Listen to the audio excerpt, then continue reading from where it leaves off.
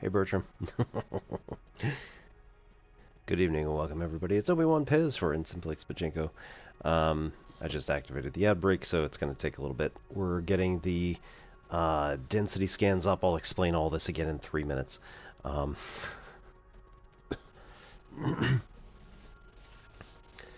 Doing something fun and mathy in Elite Dangerous.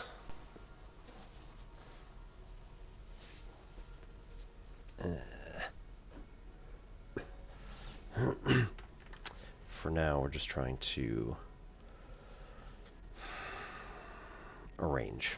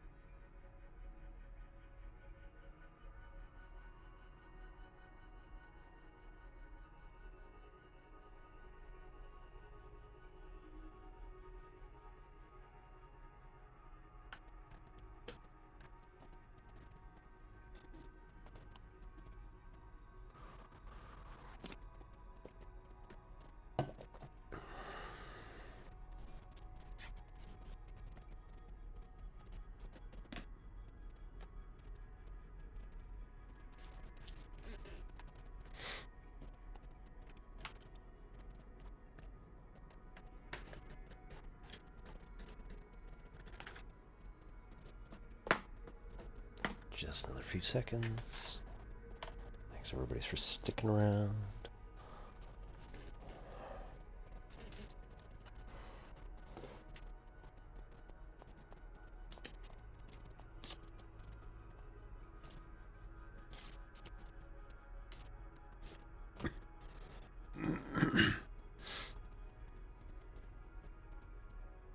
Alright, we're back. So yeah, good evening and welcome everybody. If I didn't already say hi to you, and hope you all are having a good evening. It's a Thursday night, which is really weird for me, but you know, something came up in Elite, and I was like, well, we should do that. So, currently I am on the Distant Worlds 3 campaign, which is an exploration campaign that's going out to currently the Fomorian frontier, which is, if you've never seen it, about here in the Milky Way. If you want a "you are here" marker, that would be past the center of the galaxy and over here a little bit. So, these regions, boo, there we go, are about 54,000 light years away. So we are way out here on this side. We managed to catch a ride with a fleet carrier, which is currently out here about 1,000 light years away from our current location.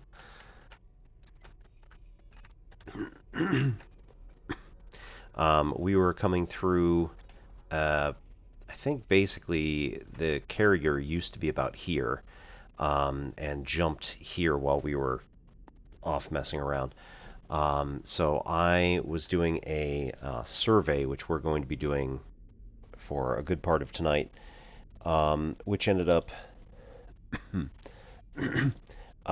checking how many stars you can see from any particular system.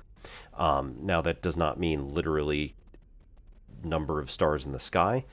What that does mean is that when you open the scanner at the pilot's left-hand side, you get a list of all the systems that are within 20 light years of your current location. There is a maximum of 49, and if you max out the count at 49, then the next thing that it falls to is what is the furthest distance that is listed.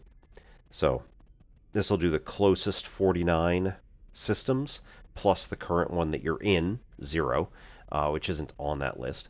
And then you just take the max distance and plug that into the formula, and it'll use a mathematical formula to determine what the approximate density of stars should be within that region. So it's pretty cool. But basically we start at a location which has a z value, which is currently negative 276. And normally we start at 0 and then go down to 1,000 and then back up to 1,000.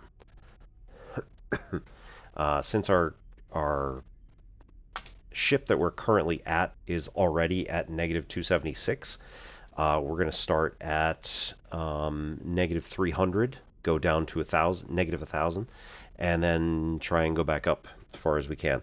And if we can get both the positive and the negative, then great. But I'm not going to push it if that's already taking too long to do anyway. So yeah, hope you're all having a good night. Good evening, Bertram. Yeah, so this sheet that I had up here, this is a prefab sheet, so like I did not make this. This was done by the folks at the Distant Worlds 3 campaign headquarters, because they did this, I believe, in the last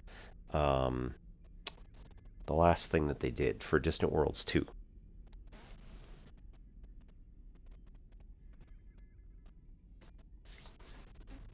All right, so basic idea.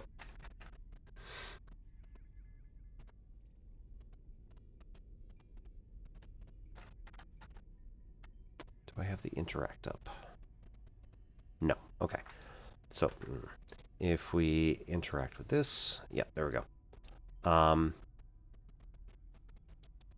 Right. So you type in the system name in the first box, and then there we go. The Z sample here is just going to be what's the Z coordinate of your current system, or of that system. So again, try to get this number as accurate as possible, and try to keep the X and Y coordinates approximately the same to the original. If it's within a distance of 1 in the Z direction, then that's good enough. So basically I just go to the map and try to find the one that's going to give me the least deviation in the Z direction from the actual number that was given. I might be a little bit too picky about it. It's fine. And then type in the number of systems that we see in the left panel. So it'll appear down over on this side. We'll do a count, and then it will automatically add 1 because, again, we're sitting in one of these systems. And then we check the max distance to the furthest system. And then it automatically calculates this. It has a nice, disgusting formula that you can see right here.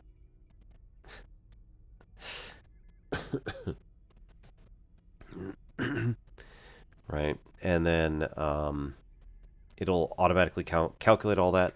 We type in the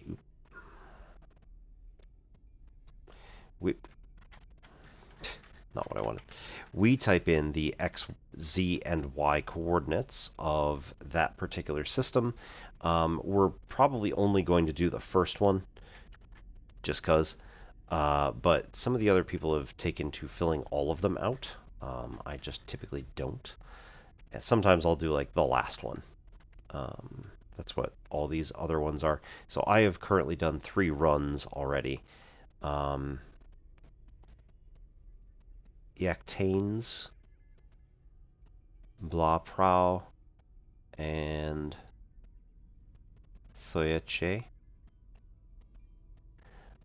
And this is what the graphs all look like. So we get this kind of density here. We've got a huge spike around, yeah, there we go, at about 50 light years down, and at 0 light years at at level, we have a pretty, I don't know, it feels kind of average, but that's just really it's a higher density than most of the rest of the chart.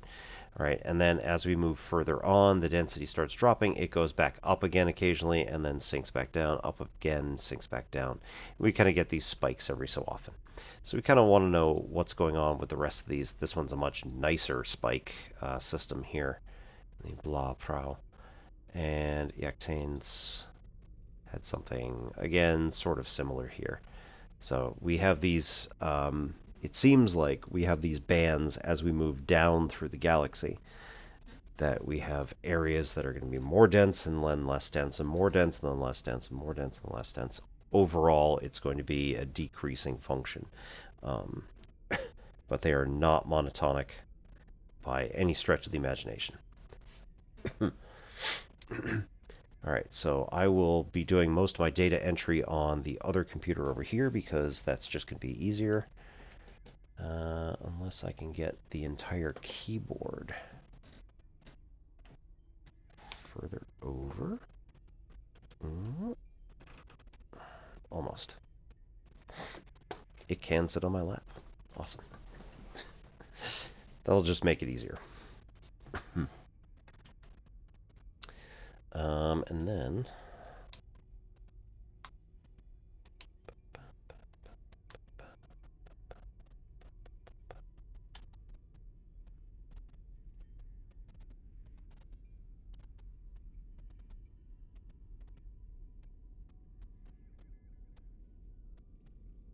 okay. And then we will turn all of these, we turn in the whole sheet to the Distant Worlds 3 group. Give them this entire sheet with all of its various tabs. Right. So, let's see, is this? No, I didn't do that one. It's fine. Hello there. Is me. Right. So, we're going to start here. And we're just going to close that interact for now. And then we go over here.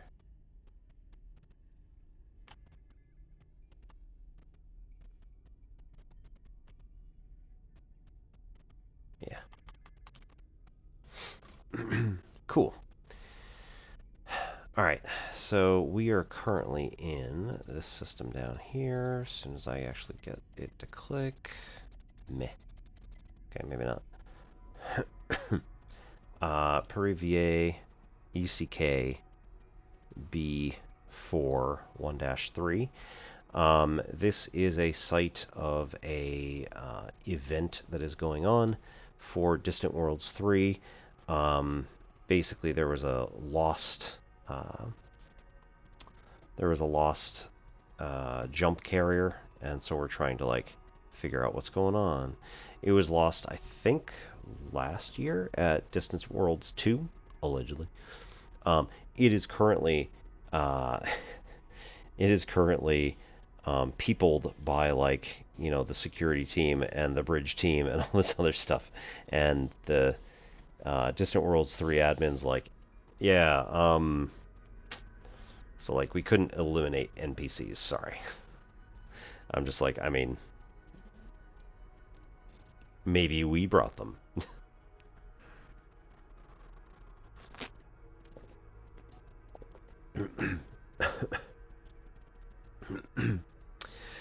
Tonight we have an interesting little green tea, I think.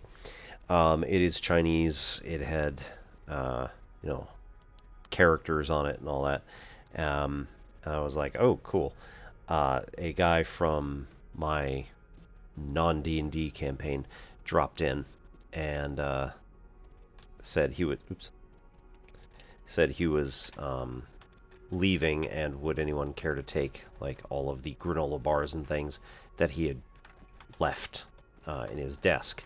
And so I was like, I don't know, sure, I'll take a look. So this was like a little tiny block about that big. It looked like a I don't know, cube of chocolate, or like a larger version of a starburst. I was like, sure, let's take a look. And I opened it. And I was like, ugh, it's bitter. And I was like, I think that is probably tea. And so I brewed it up tonight. And then I translated the outside. And it said, like, company name Pure. And I'm like, that's pretty good. And then the instructions were, the longer you leave it, the more aromatic it becomes. And I went, that's too bad. So I don't know how long it's been sitting in his desk. We'll hope it's been quite a while. Alright, for now, we're going to get rid of the docs item and check out what we're trying to do here. So we have selected Perivier KDI B42-3. Reason being, if we look at the coordinate system here, we've got negative 1180, negative 298, and 54,890. If we just go down until we reach negative 300, notice that this pretty much intersects the plane. Right? Like, I don't think we could get better than that. So we're going to count that good enough. If we go over to some of these other places, you can see how far they are displaced by the circle and line. So if we just move around a bit, we can find another one that's like pretty close. Yeah, like this one is underneath by not much, but some. Right, that intersects like right at the top. And if we, there's probably another one. Maybe let's try this one. So if we look at Perivier WW-I D10-1, and I press up to get to negative 299, you'll see that this one is now underneath this particular value. But if we press down to get to negative 300, it is above this value. This would be also another candidate system that we could use. So I'm not going to use it on this one, just because we have a better one that's actually closer to the carrier. But for now, right, this is a good option. Okay, so this is going to be our selection. And I guess we'll put in the coordinates of this particular one, just because I do want to remind myself where this is, so that I don't get in too much trouble. So 300.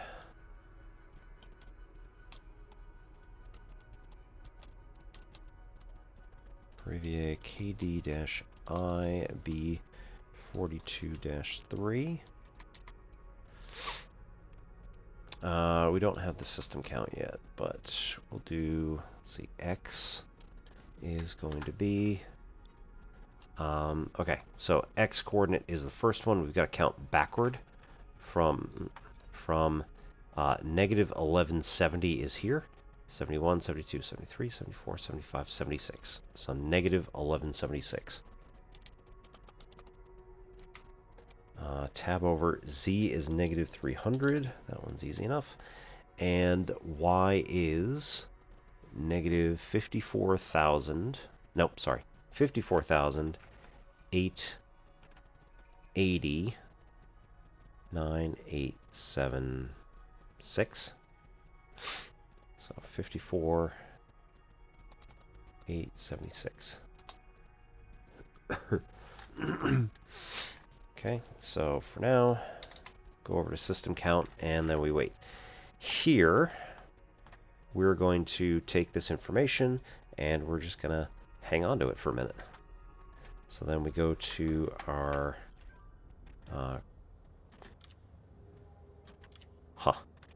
Alright, cool.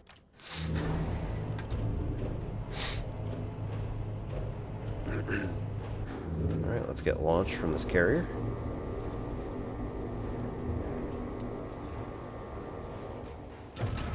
We do have to be careful because there are actually other people here. We don't want to accidentally clip somebody. We're supposed to... I think it's go 100, no more than 100 meters per second until we hit about 300 meters or more from, like, anything. Oh. There we go.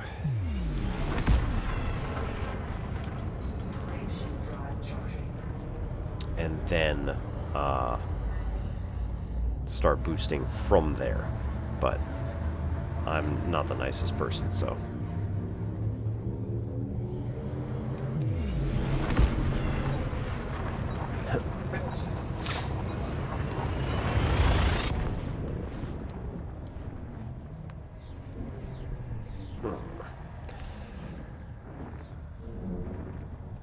Hope everybody's having a good Thursday. Alright, we do our discovery scanner. Let's see what we got. So we have 22 bodies in this particular system. We're going to do our usual thing of check all of the individual planets to give us scan data.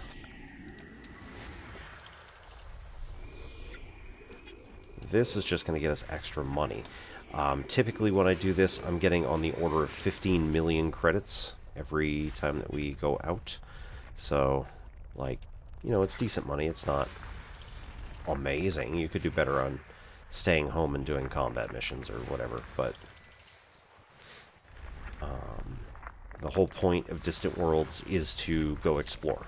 And we get our names on, like, everything. So there's so many people who have already collected, you know, hundreds of systems and or planets that have their name as the person who discovered it. So it's pretty cool.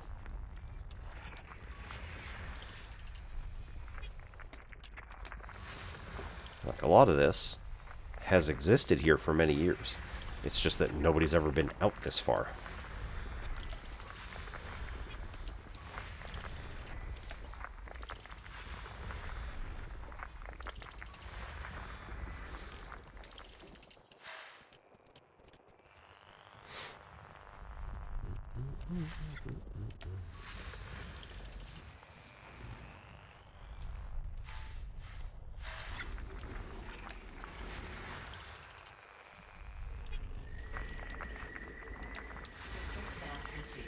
Okay, so then, now that we've done that, we do want to be a little bit closer to the star so we can activate the fuel scoop and then activate panel 1.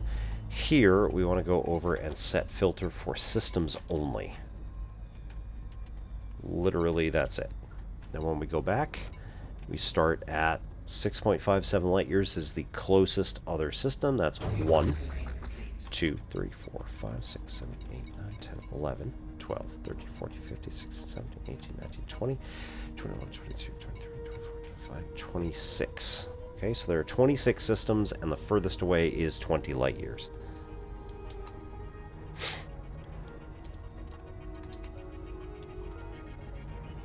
I said 26, right?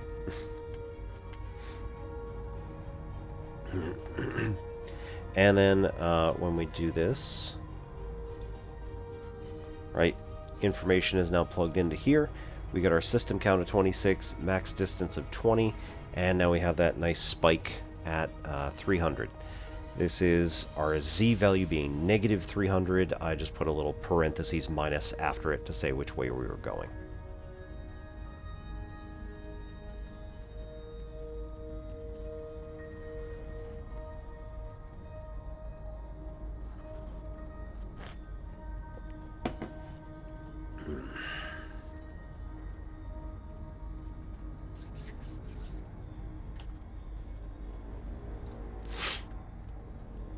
Okay.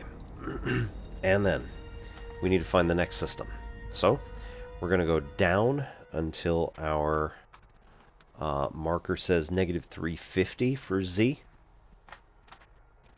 And now we try to find some place that's like reasonably close that has a Z value of 0 or really, really close to it. Or sorry, Z value of -350 or really close to it. There's one.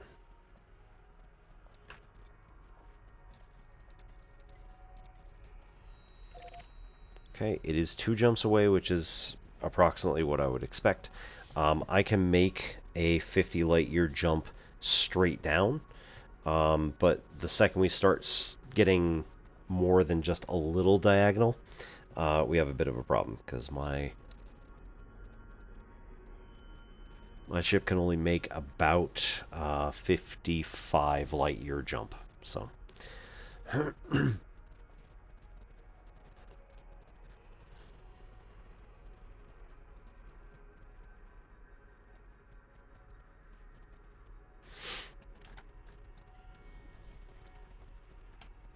Okay. And I don't think I see really any others. There's one out there. But I think that, yeah, that's further away. It's not like it really matters anyway. So if we just go to 549 here, right? 349 here. This is now below this value. So, you know, using it as the 350 would also work. But again, this is just going to be either slightly closer or more convenient. Just because we found it, it's a little bit, yeah, it's a little bit closer to -350Z. We'll go with it. So, no, go over here, and -350 is now going to be SO-H B42-1.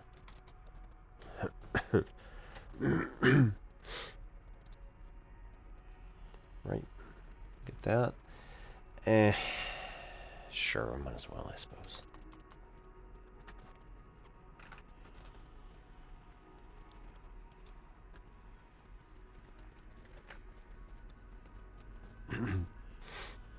Right, so -1131.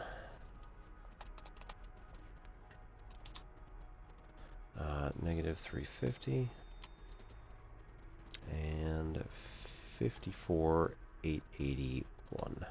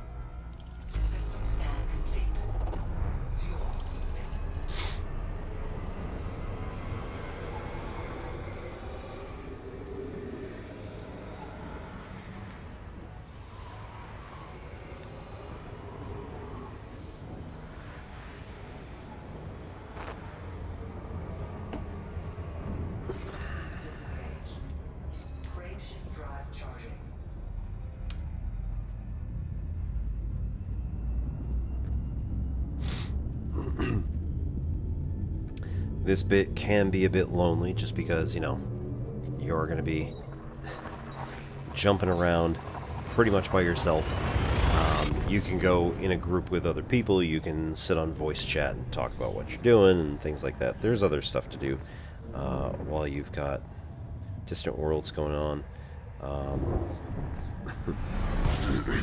You could stream it and talk with chat.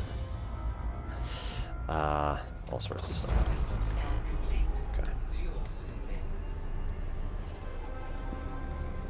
in. So, when we go in here, right, 1, 2, 3, 4, 5, 6, 7, 8, 9, 10, 11, 12, 13, 14, 15, 16,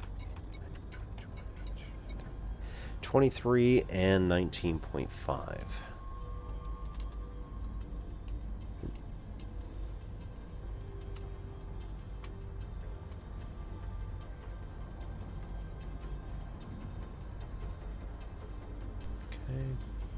So here we're predicting that this is a peak between them and a pretty significant drop. That's a good point. Do I even have that up? Yes, I do. Okay. Pretty significant drop between the two. Okay. Same thing again. So go to the map. Zip down again to negative 400. And wow, what do you know, right there.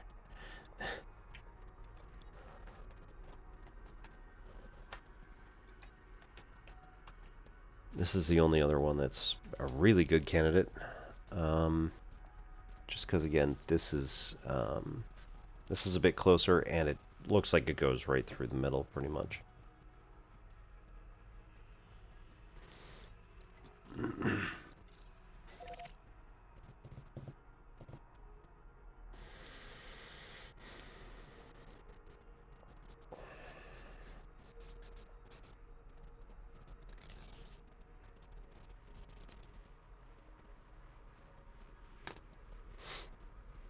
Okay, so we go again.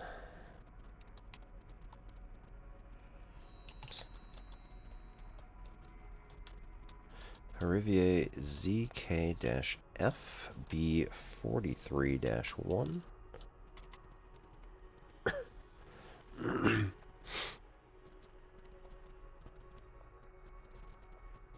It's going to be at negative 1162, negative 400, and 54 900. Oops.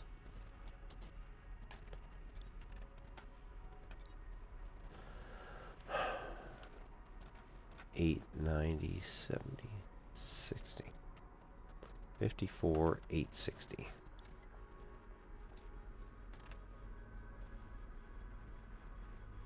$90, 80, 70. Wow. 870. 54, 870.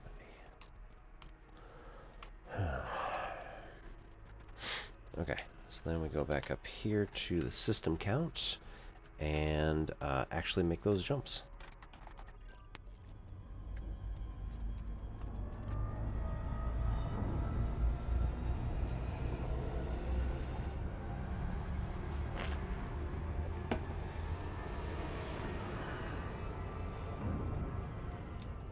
Frameshift drive charging.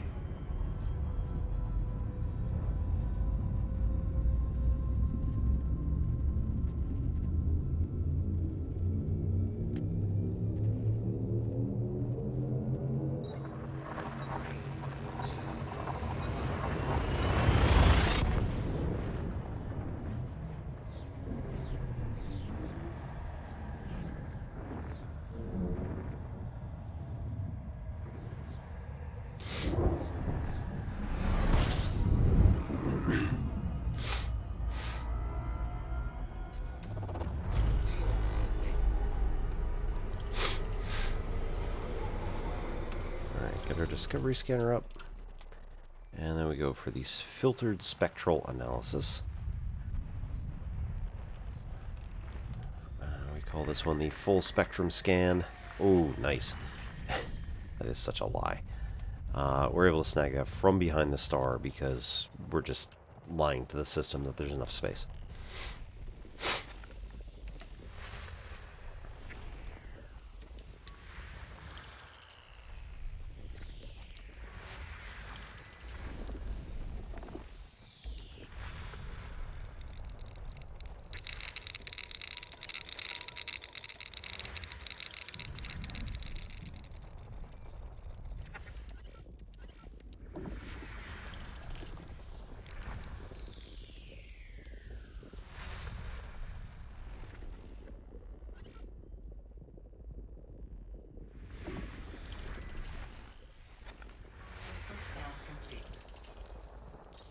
Righto. And then warp out. Fuel scoop disengaged.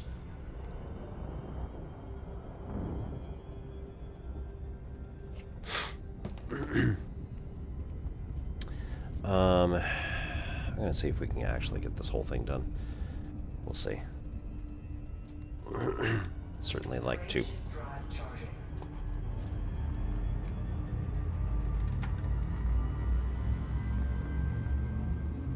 But for now, why don't we boost this?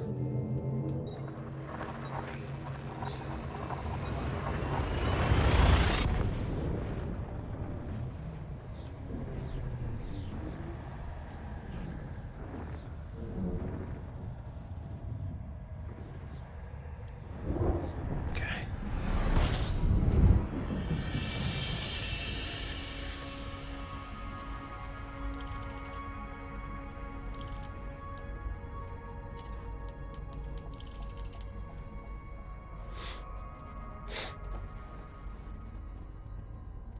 Okay. It's no longer to be on my lap, but that's alright.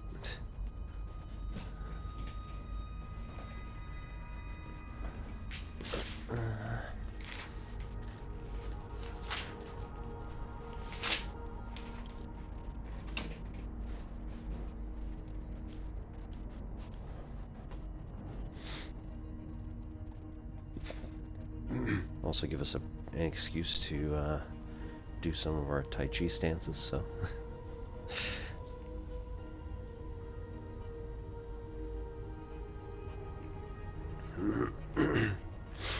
Okay, go in. Look at 1, 2, 3, 4, 5, 6, 7, 8, 9, 10, 11, 12, 13. 13 at 19.3.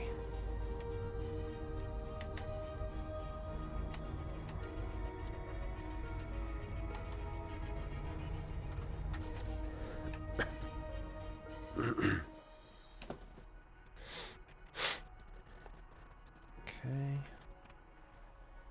10, 20, 30, 40, 50. Ooh, look at that right there. Perfect. That is the next jump. That is literally the best we could hope for. Alright, so we got the ducks.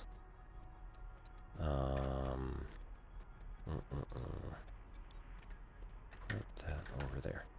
So that when we pop this up, we can still see.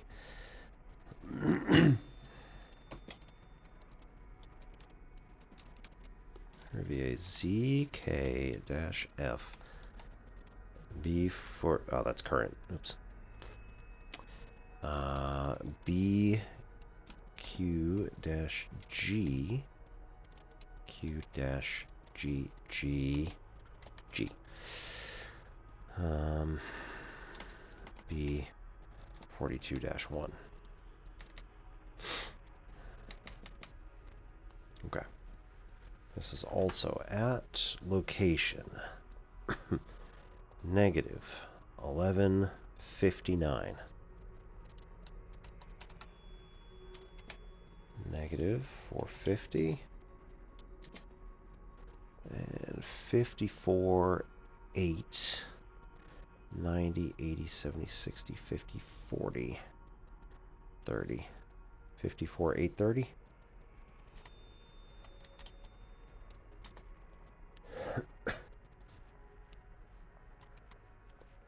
Alright, now we park here and we say that is supposed to be a BQG, not X.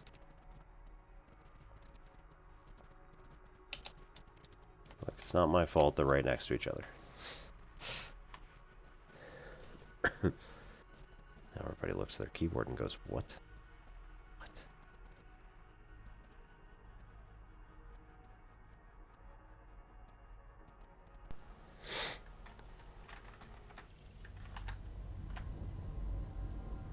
Right. Crane shift drive charging.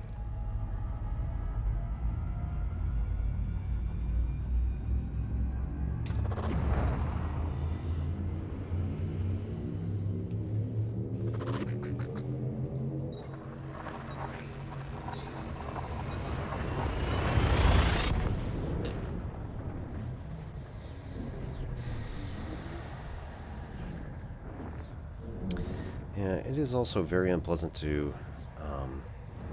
basically sit on my quad like I'm doing right now.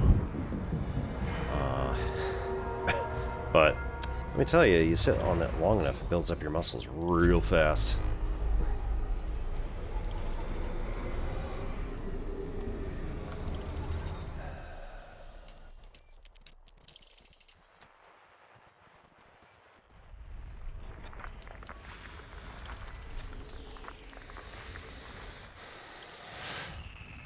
And beyond the star?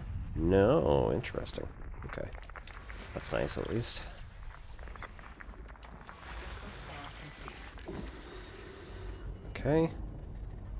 System scan complete. We will move that just that away. 1, 2, 3, 4, 5, 6, 7, 8 at a distance of 20.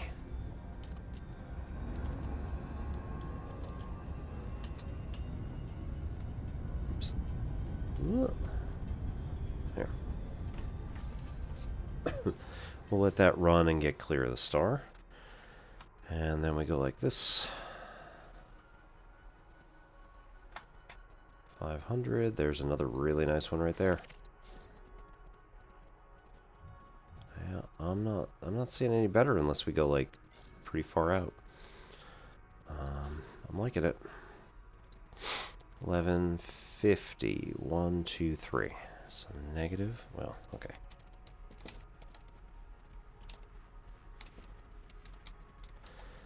Rivier FG-G B42-0.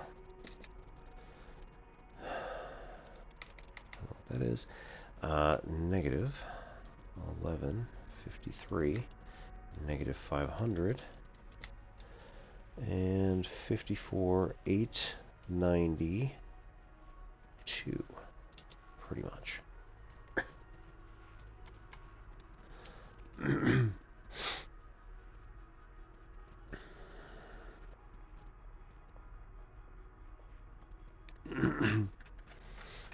Okay.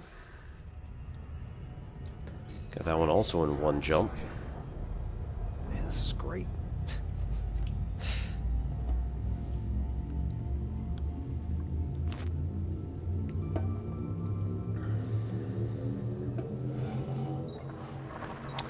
The flavor I'm getting on this tea is very subtle, very complex, and like weird. It's very weirdly herbal. It's not, I mean, like earthy herbal. It's not quite the same as like a lot of the green tea that you might find on the market in the West. So I don't know what it is. Really have no idea. Right. 1, 2, 3, 4, 5, 6, 7, 8, 9, 19.5.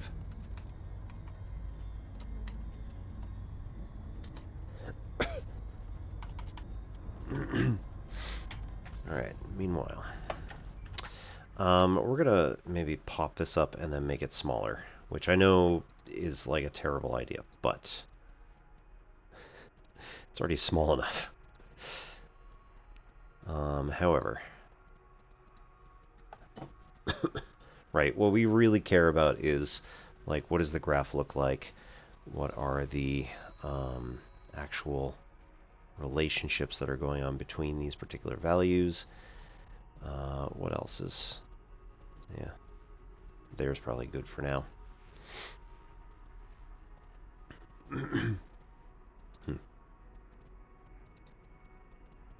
Fuel scooping complete. Can we go like halfway? Yeah, there we go. It's perfect.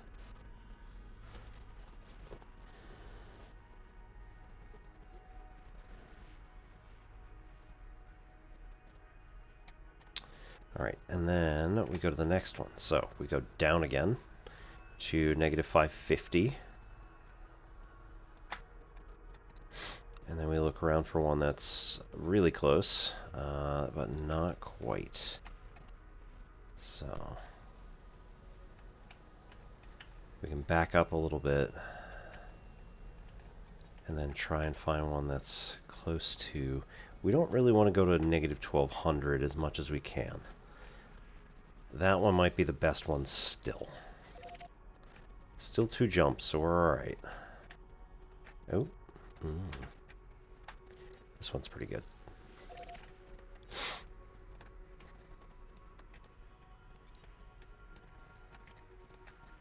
This one's okay. I think I like the other one better.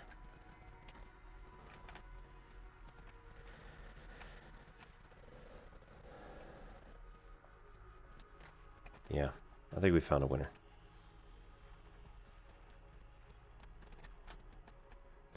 So this is negative.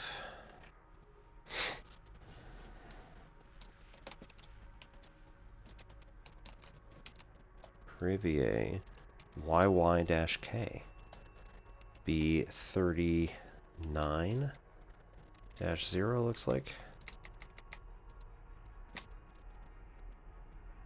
39-0. Oops. Okay, 39-1, so that's fine.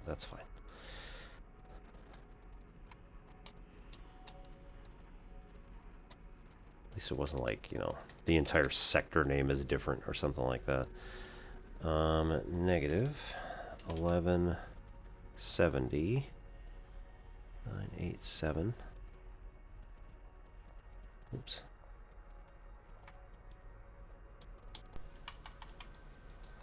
Double negative makes proof positive. Negative 550 bonus points if you can name that movie. And here we have 54,831.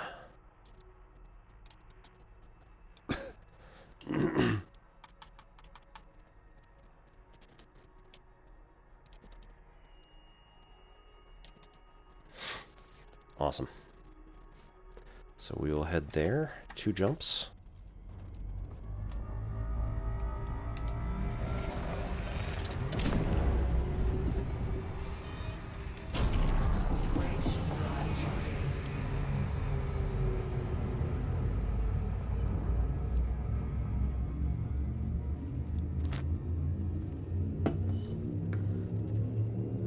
I have to say though, this tea is drying me the hell out.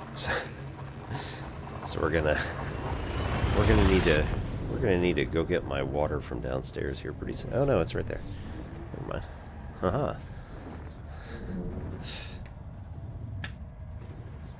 Can just taste it like sapping the water from my mouth. Fuel sweeping. System scan complete. Okay. System scan complete, so we don't have to worry about the full spectrum scanner.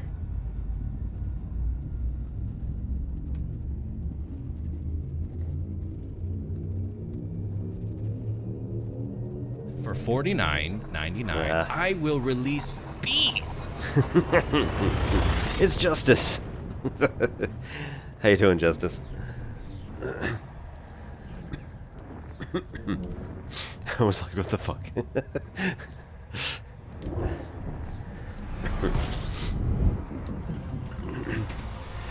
We're doing some math tonight inside of a game. So, we're on an exploration expedition out in the Fomorian Rift. Or no, Fomorian Frontier. That was it. Which is like way the hell out. Nope. Hang on. What are my buttons? Let's see.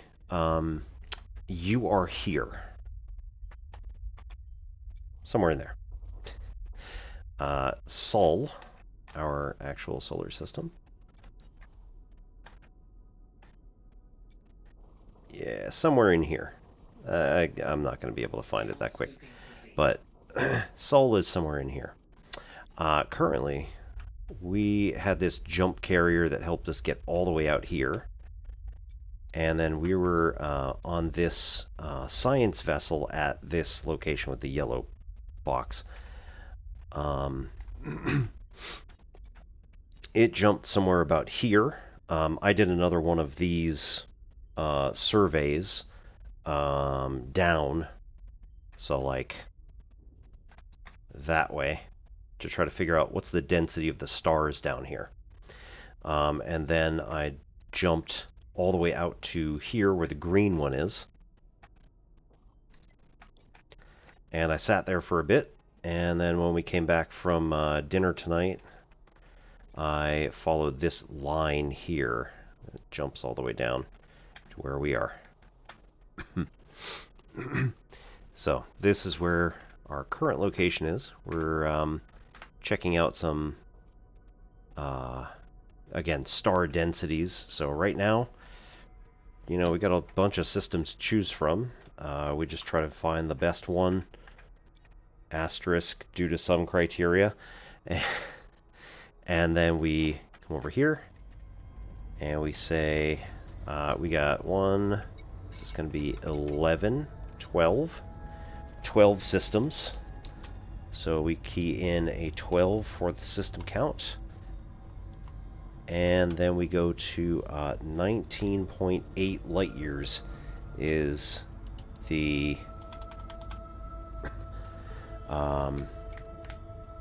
furthest distance that we can see. This will list all possible systems that are out to 20 light years, and then we do something kind of cool with a formula, and it spits it out over there in that graph. So we're trying to figure out as a group what the distribution of the stars is in like the entire Elite Dangerous galaxy as you start going from the plane of the galaxy up and down.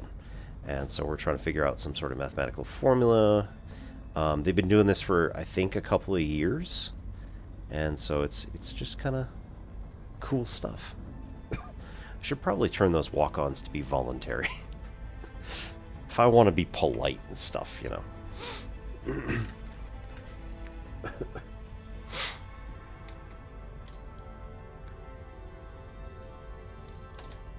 But yeah, good to see you. Anybody who doesn't know Justice, go check him out at the Gigglepuss Gang.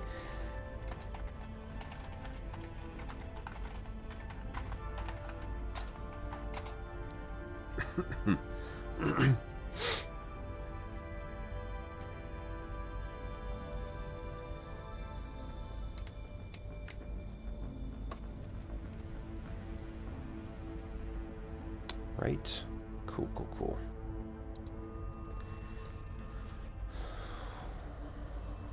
Okay. Next in the loop. So we're going to map out the next one. We go down again to -600. And try to find one that's close to the plane. This one's pretty good.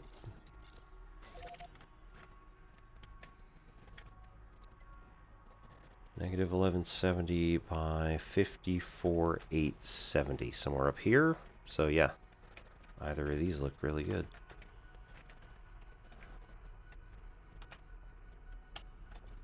Yeah, that's good enough.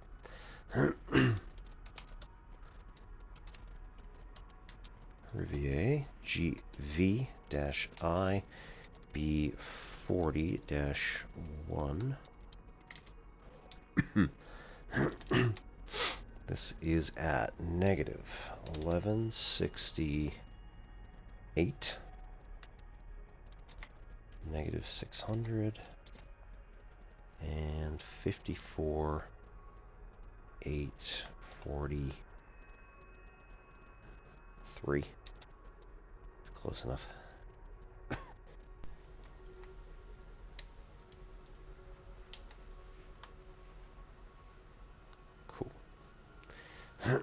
Alright, so that is one jump away. Head over there. And we got a little bit of time before our first ad break starts. So we'll probably jump to this one, plot our next route, and see if we got any other things lying around in the system.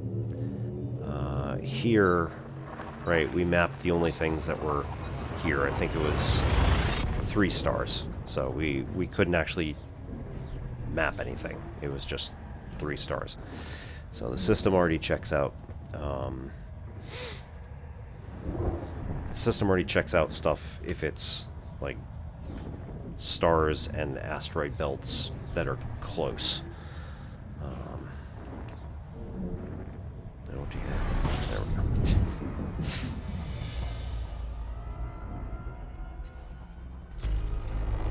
Fuel scooping. Okay.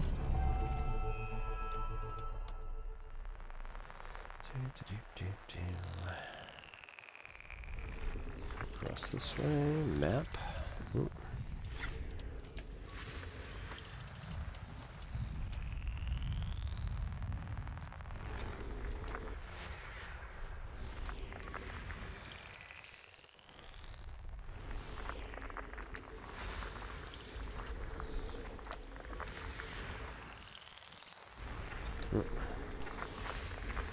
That's kind of a lot of stuff right there. System scan complete. There it is. Alright, with this one, we got 2, 3, 4, 5, 6, 7, 8. And furthest away is 19.8 layers. And then we map out where the next one is. 20, 30, 40, 50. How's that one? Nah, too far. Ooh. I want to keep them right on the money if we can. It's all too far.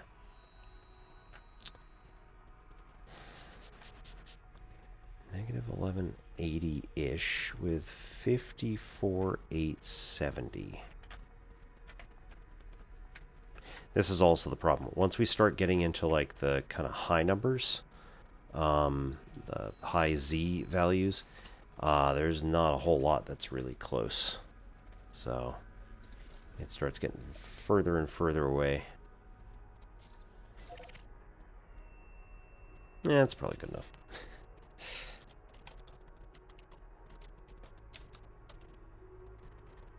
FA-S C19-2 with a value of negative 11, 10, 15, negative 650 by a Y value of 54,829.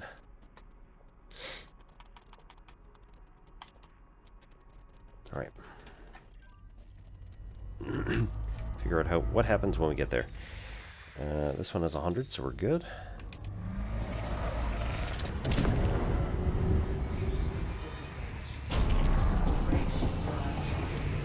One would hope so, given that we're going that fast.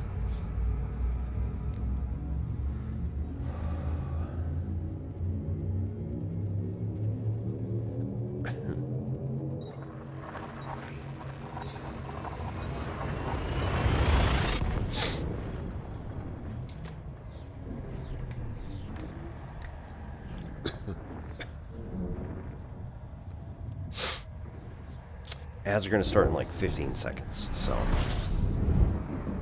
we will head downstairs, probably grab maybe a snack or something, we'll see. System scan complete. Cool, cool, cool. Don't have to do that. Hop out here, 1, 2, oh, wait, no. This is not the right system, so don't scan this one. Hop to the next one. Fuel scoop disengaged. Frame shift drive charging.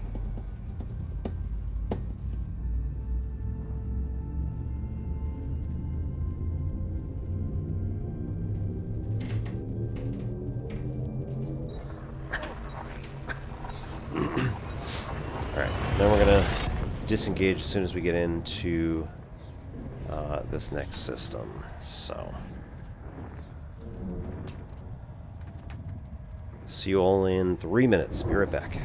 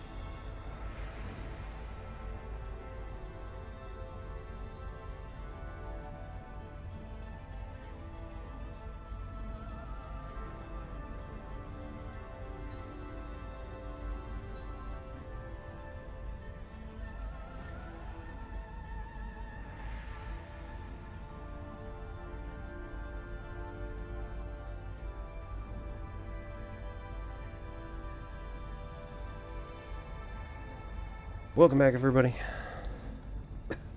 Decided to get some cheese and crackers. The cheese is like that last little bit in the fridge, so it's getting just a little bit of mold around the crevices. How's it going, Famished?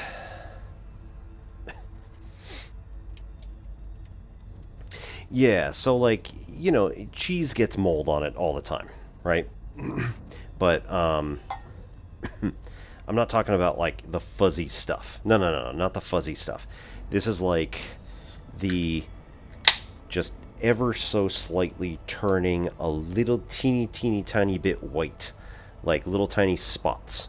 And so it's like the last couple of pieces of cheese that are, you know, on a block. So I just pretty much take the back end of the knife, scrape it off, and then take the rest. Because it's still good. It's not like it's actually getting gross. Tonight, hashtag not sponsored, by Vault City Winterberry Crumble. It's a very nice, juicy sour? Winter fruit pastry sour. Not very sour, just kind of like, you know, fruit and berries slightly. 100% sponsored. Yeah. Dude, if I could get my money.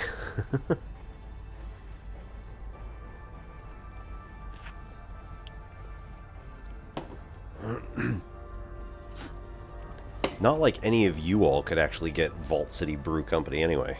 Like, this is a very English beer.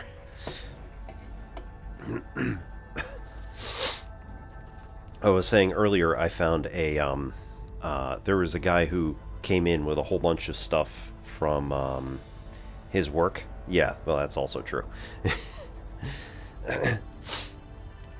He came in with a bag full of like granola bars and stuff that he kept in his desk at work.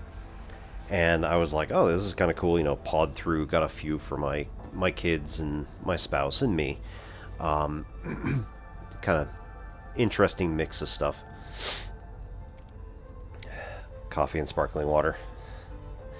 Yeah, I mean, both of those are good low-calorie options. I found this little gold brick that was about that big. I mean, you know, wrapped in gold paper.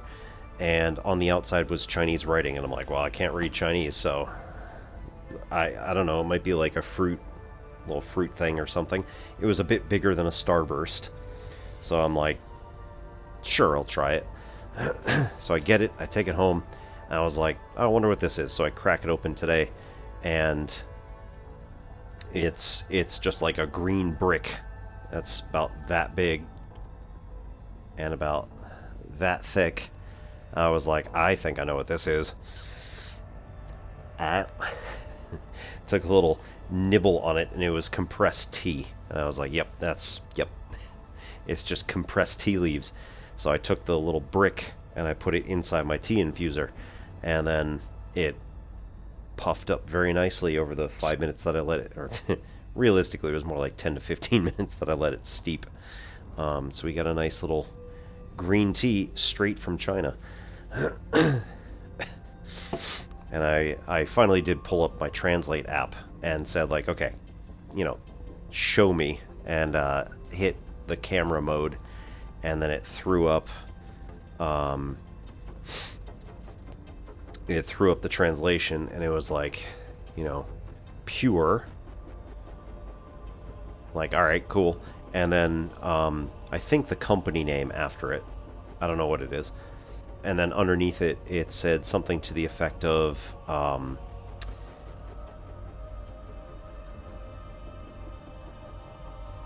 when aged becomes aromatic or something like that. And I'm like, I wonder how long it's been in his desk. Also, if I had read that first before trying to nibble it, I might have decided to keep it around for a while.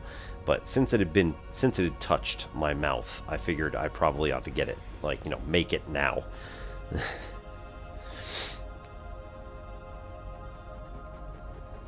So yep, should definitely have read the instructions on it first.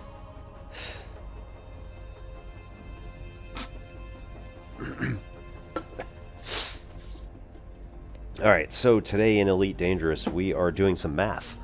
I have joined the Distant Worlds 3 campaign. We're doing an exploration out to the Fomorian frontier, which I am here. Out of the entire galaxy.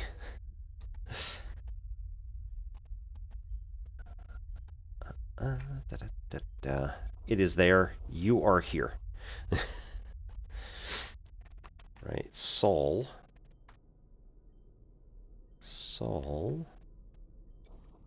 Come on. It's like right here. Somewhere. Whoa. That's not what I wanted.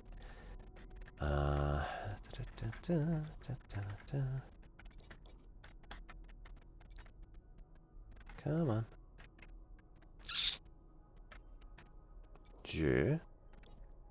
Ah, there we go. Ooh. There. You are here. Come on. Give me this one. No? Really? Alright, fine. But point being, right, our actual star system is here. At this point, 0, 0, 0. So that is the coordinate system. We put it to 0 here because humanity is from here rather than the center of the galaxy, which would totally make sense, but, you know, whatever, it's fine. Each individual mark is 1 light year in each of the coordinate directions. So here we have this line represents 10 light years away, 20 light years away, 30 light years away, etc. And again, 10, 20 in the negative direction, x. The y direction is up, so you can see this goes from 0 to 10 as the third coordinate, 20 as the third coordinate, etc.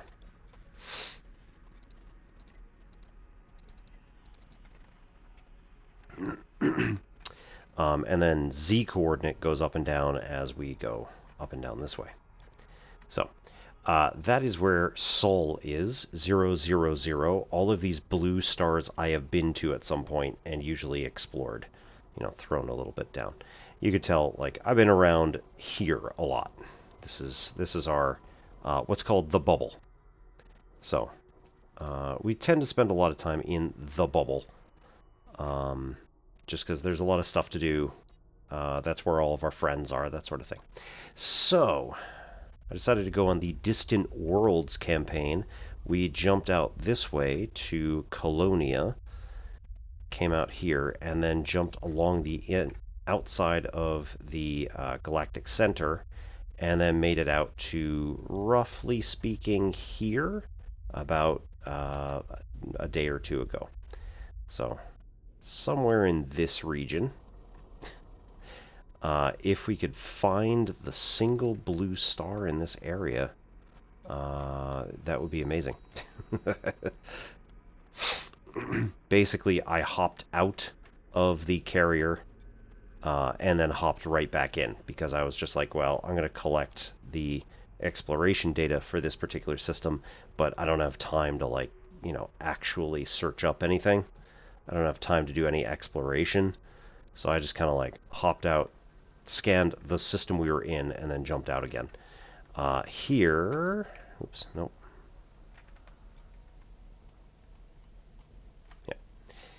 Yeah. We were somewhere in this neighborhood, give or take, when we were stopped for a day, and then this morning I like hopped out, did a full scan session of what we're doing now with the the thing that's in that thing, the thing that has the graph just over there, just over there. So I filled out all of the data in that sheet for where we were, which means that we start at z equals 0, and then we go down 50 light years and scan again, and go down 50 light years and scan again, and go down 50 light years and scan again 20 times. Right? We have 20 data points per session. So I went through and found 20 particular data points today, and then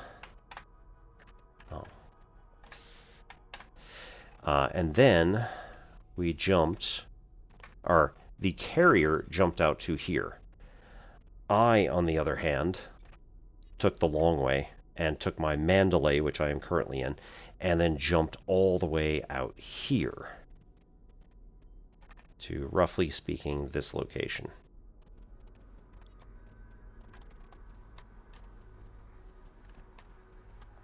Right, this is not actually it, but it's real close. Is that one? Is it that one? Yeah, that one. Perivier ECK B41-3. So this particular system has some cool stuff in it. And then I started data collecting at KDI B42-3, which is Z coordinate -300. So we have continued down. Now you can actually see the individual blue stars that I've jumped to here and here. Ugh.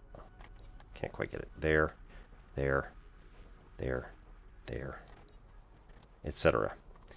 We are currently at 650, I think. Or is it 700? No, we're not there yet.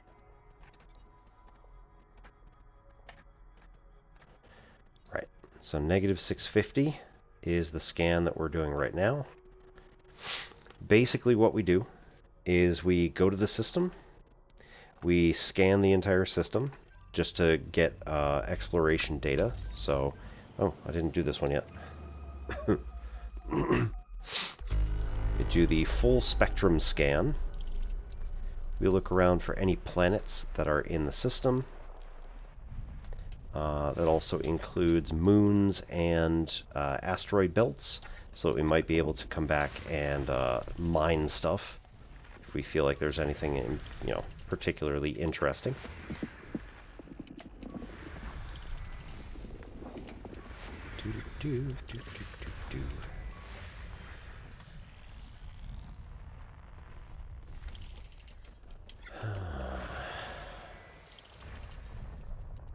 Okay. Then, behind the star? No. Interesting. Oop.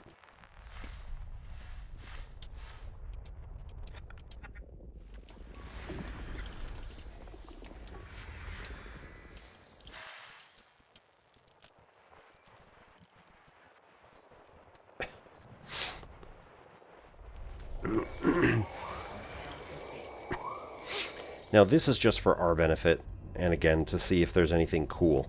I could also go in and say, I want to find if there are any Earth-like worlds.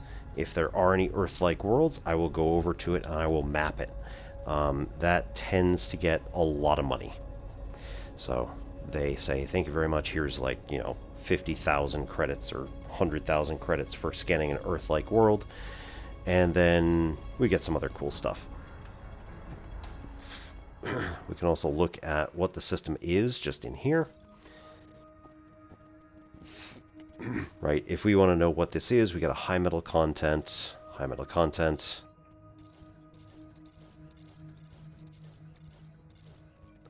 High metal content, these are probably all high metal content.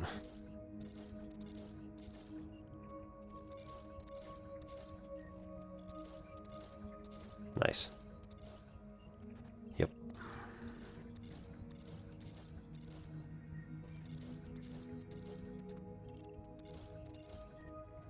Yep, they are all high metal content, which is pretty cool. Right, at this point we can also lock that. Come through here. It's only 100 light seconds away, so we'll play.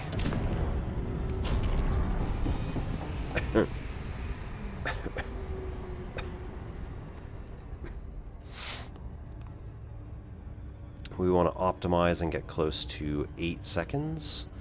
And you know what, we'll do A2 as well, because that's only another 200 light seconds. Okay, so if we optimize our speed and our distance, like approach, we tend to get around 7 seconds ETA. If you go too much closer to like 6, you'll tend to overshoot. Like 6 is okay. 5, you'll probably slip and lose it. 4, 3, 2, 1, you're gonna miss it. Almost guaranteed. Every time.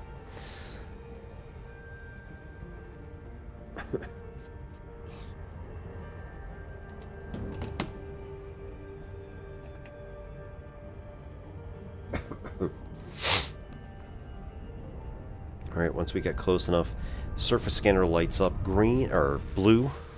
We're ready to go. We need 2 probes to scan this thing fully, so we shoot one at the front and one. This is the terminator line, so we go further than that, shoot behind the planet. And then this is going to, if we check out the back, that's the back side. It basically just needed to touch it, because this is so small of a world that that's it. That's all we actually needed. 3 minutes every hour is the sweet spot. Yeah.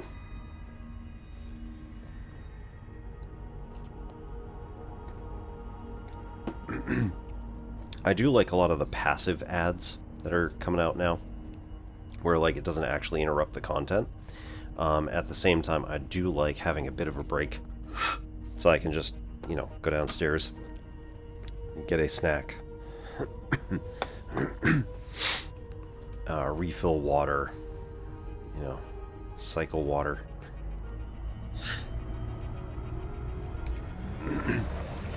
Alright, boost again.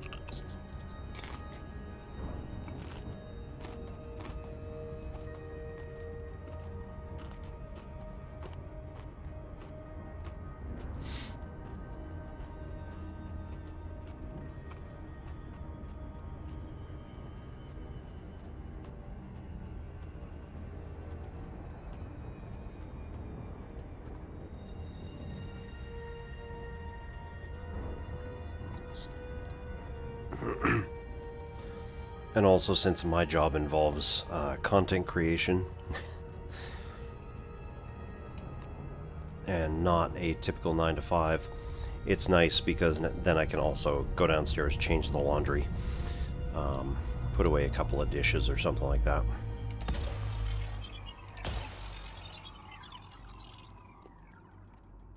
Alright, how small are we talking? Check out the back side. Hey. Gonna come around. Surface scan. Yeah, it's literally. Surface scan complete. We literally only need one to do it, but it's gonna refuse and say, no, no, no, you must have at least 2. I have no idea why they do that. Okay. We are in FAS C19-2. And we already collected the data for this one. So, we're going to go to the map. We're going to go down to -700.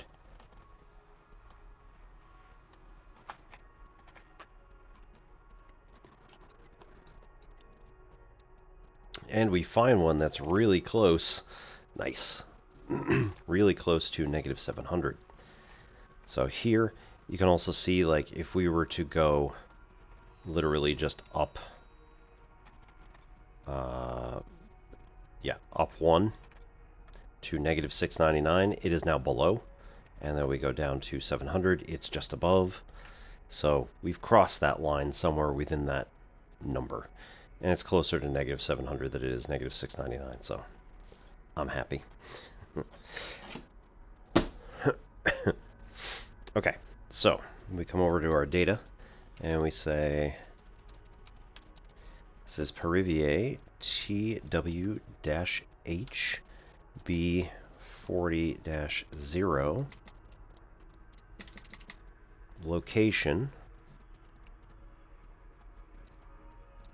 negative 1120 is here, 21, 22, 23, 24, so negative 1124, negative 700,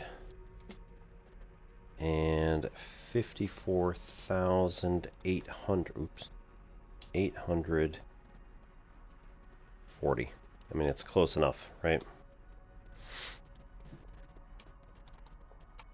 And then we go back up, and we say, now we're going to jump to that particular system.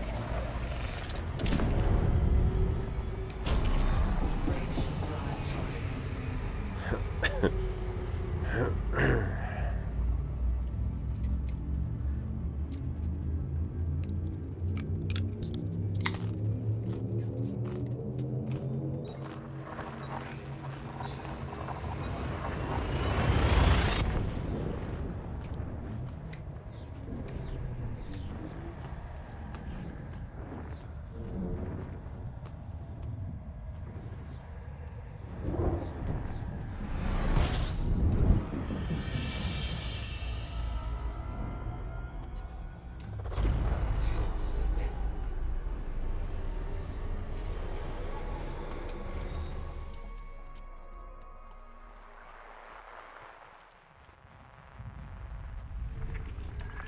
System scan complete.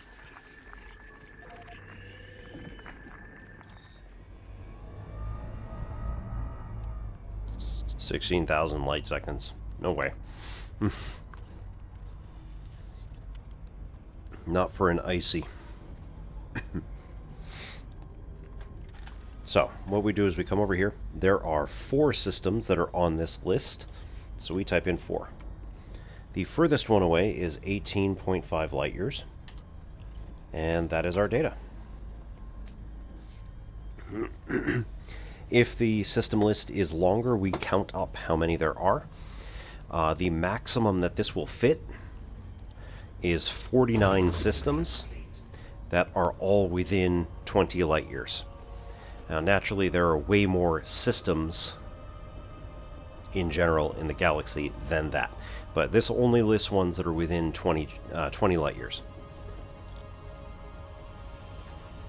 So it's not going to give us some thing that's like really, 30 light years away or anything like that, unless we purposefully selected it in the map and said, like, plot my route here. In which case it will give us the one extra system in this list, and it'll be, however far away it is, including if it is thousands upon thousands of light years away.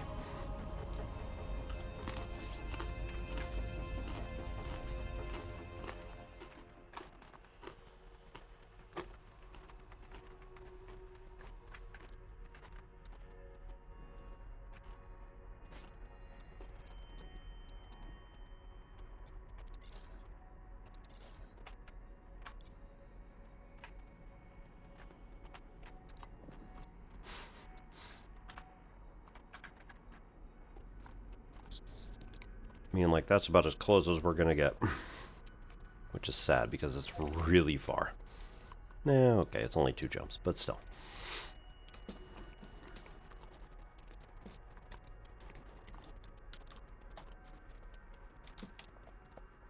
Perivier ENJ D9-4. Coordinate. Negative 1144, negative 750, 54, 8, 0, 2, 3, 4, 5, 6. 54806. So we're just going to really quick make sure there aren't any other systems that are, you know, close. Yeah. Not really. Okay. If we go to this one instead, that's also 2 jumps. Negative 1146 by 54, 8, 90, basically 900. Yeah, I think this one's actually better.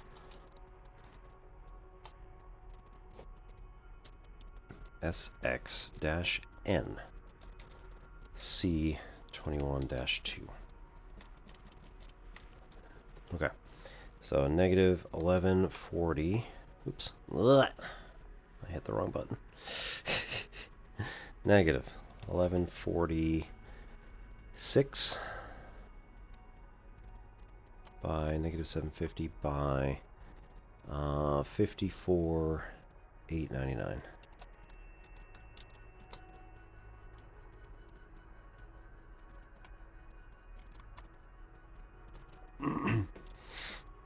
Like, it's really close. It probably doesn't matter all that much, but at the same time, this does keep it slightly closer to the original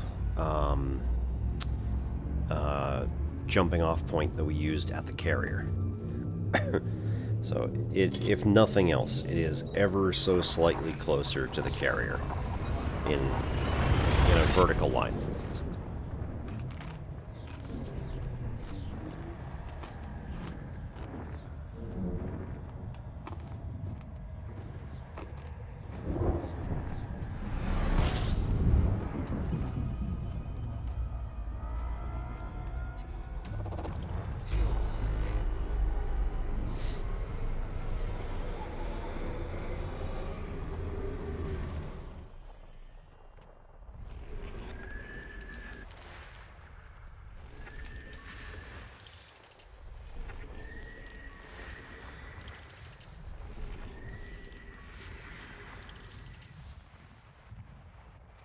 Fuel scooping complete.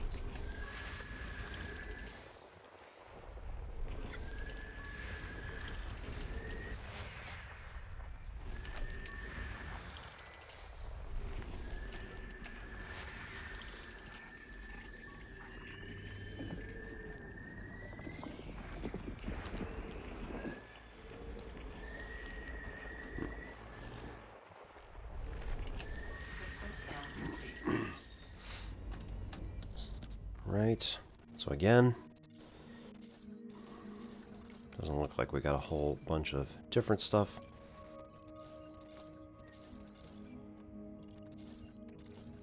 It's all high metal content so far.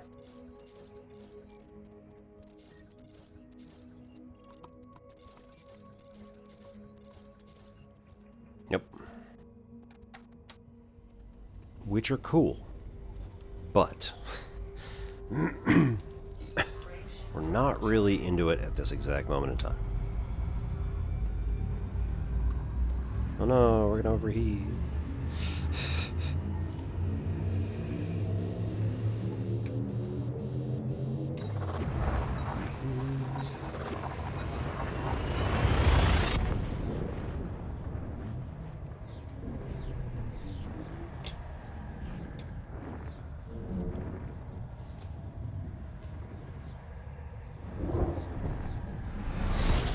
Temperature critical. Fuel scooping. Let's go up.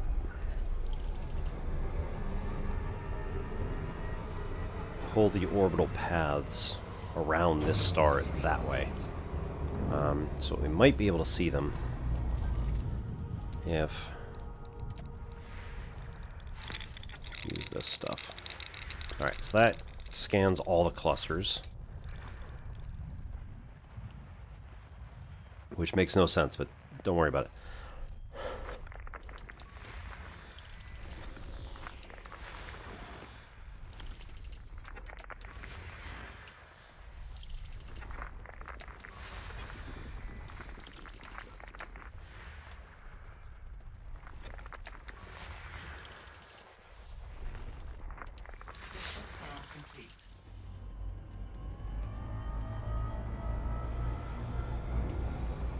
Alright, fly off in this random direction here. And now we count. 11. Alright, the entire list, if it's one screen, it's 11 systems. So here we have 11 systems. The furthest one away is going to be 19.7 light years away.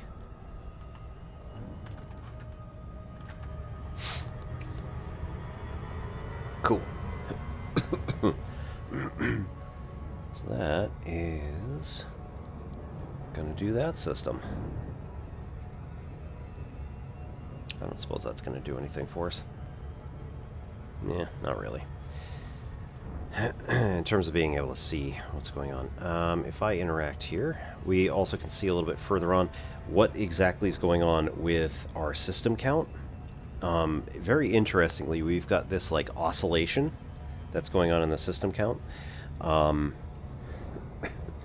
So the algorithm that was used to seed the galaxy with all of these stars is apparently using some sort of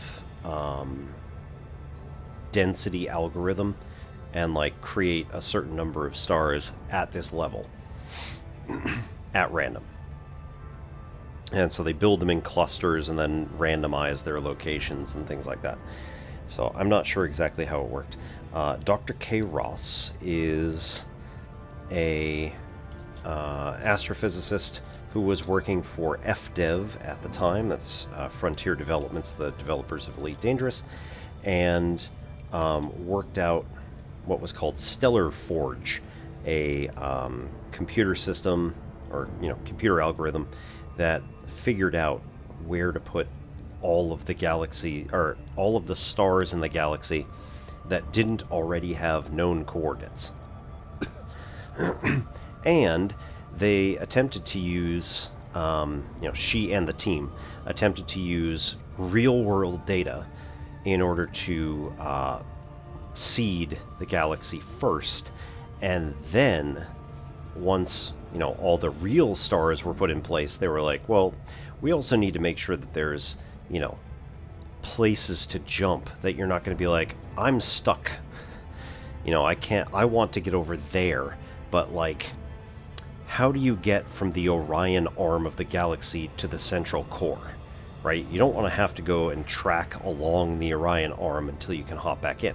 You want to be able to hop from the Orion arm to like a couple of systems in between to something closer to the core where the density picks up again.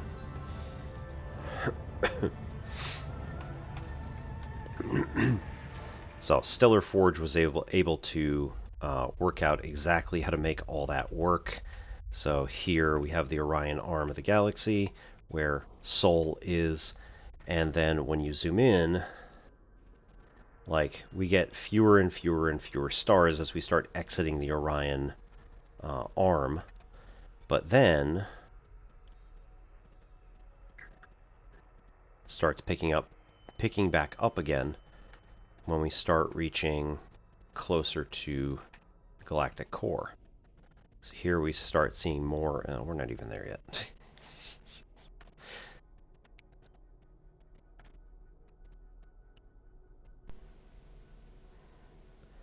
Right, there's plenty of individual stars to be able to get from one area to the next.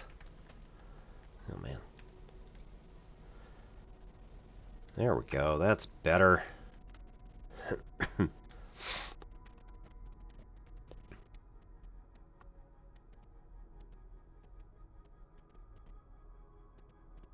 Right, so we see a lot more in an area like this than we do in an area like this. It looks probably pretty similar, but you can see it as we're moving. There's more gaps. There's more black space. Right, and then we start getting, again, increasing as we start getting toward the Pleiades sector. There's a lot more in these nebula areas. And then as we start getting really close to the galactic core, we can also switch to realistic. We've got a lot more individual stars that look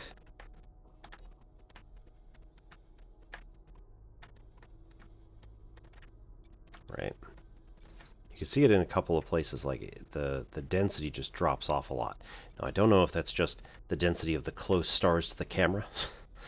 They're going to also drop off a little bit. As we start getting to the galactic core, you pretty much are lousy with stars here. You can't move terribly far without hitting so many stars.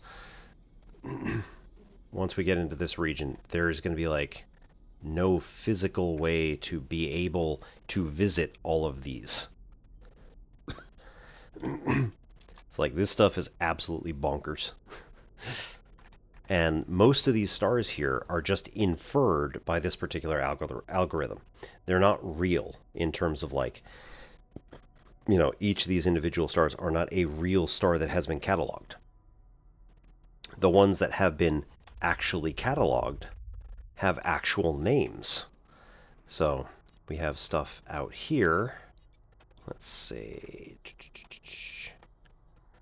HIP, right? The HIP stars. HIP 290, HIP 1742. Those are real stars. Kun is not a real star. It was made for the original Elite back in 1984. Junkarara, right? Same thing. There are a few of these in here which are real, and have been, like, their real names were pulled down. And there was one that Dr. K. Ross had inferred. I don't remember where it was, but it was like a very specific star that was inferred because of a black hole, I think, and ended up, like, scientists ended up finding it. And then she was like, "Oh, well, hell yes, we're gonna make sure that it's in the correct place in the game," because it was off by like just a little bit, because she had inferred its existence from science. And so now it was like, hey, by the way, update 24 point whatever, we're changing the position of this particular system because it turns out it's actually real. Real astrophysicists have pointed out exactly where it is, so we're changing the exact location of it.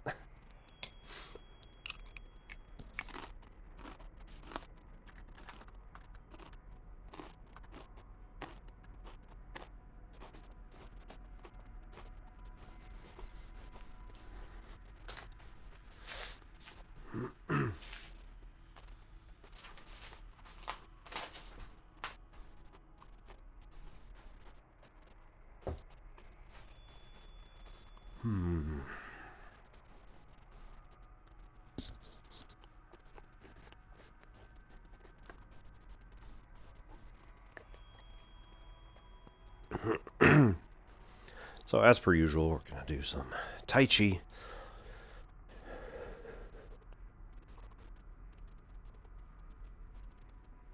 Anyone who feels like falling along at home, just let your arms kind of go, you know, sort of limp-ish. Keep your feet all the way down on the floor, and then just rock between the balls of your feet while keeping the rest of your feet down. And this is going to help to relax the muscles, help to pump around the blood and synovial fluid in your joints. It's all sorts of good stuff. So all you're really doing with your arms, apart from like letting them go essentially limp, is you're preventing any sort of shocks. So you don't want to, for instance, go too high with your swinging and cause them to fall, because that causes like a jerking sensation, and that's not good for you. So as much as you can, just, you know, keep it reasonable, keep it pretty low.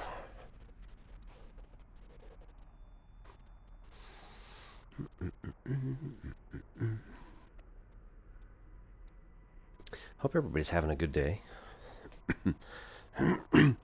Today was very rainy and dark in the UK, so I'm actually pretty happy that I spent most of my day working on Elite Dangerous and doing science-y type stuff. Really, it's just data collection, because like I'm not the one who's actually compiling the data or doing any analysis on it, so oh well. That's alright. Could if I want to, I guess.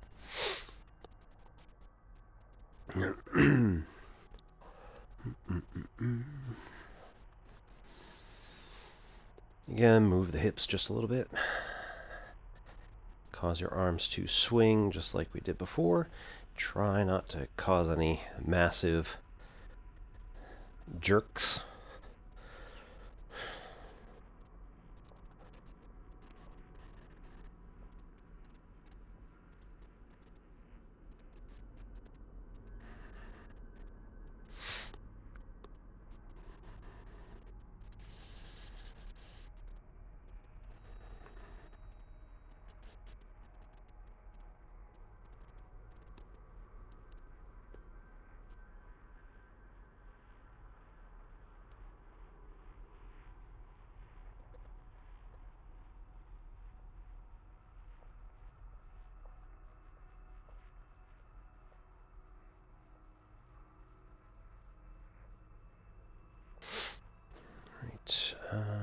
Usually there's a little bit of this. Oh, ow. Okay, needed this one. I don't know what I did today, but I got like really tight muscles around my sides.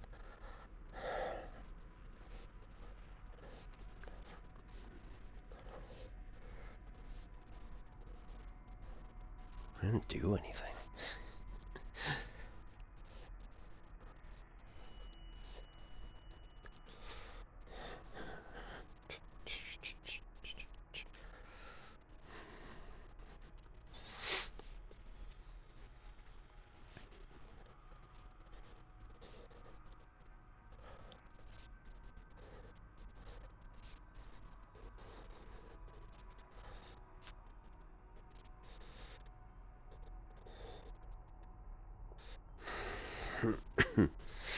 All right. So, form starts out as per usual. So, see, feet together, V shape, kind of bear. Tuck to the right, step over and straighten. In for 2, out for 2. Energy ball, turn on the heel to the right, lean forward, step with the left, ward off and turn. Turn on the right ball of the foot. And then as we move through, we're going to switch to right ward off, put the heel, or no, step, put the heel down, shift the weight, and then shift the left foot back. Do a roll back, press, and then push. Come back to neutral position. We go from the heel of the right foot, we turn, and now we've got this weird, awful pigeon-toed thing. And we come further off to the left, curl around, little miniature ball here, and then we are going to strike with a single whip. And also, all we're going to do is like lift the heel off the ground, and it's going to kind of snap everything into position this way. My instructor does say, like, you know, maybe we shouldn't, you know, hard snap, but just kind of like do this that way for now.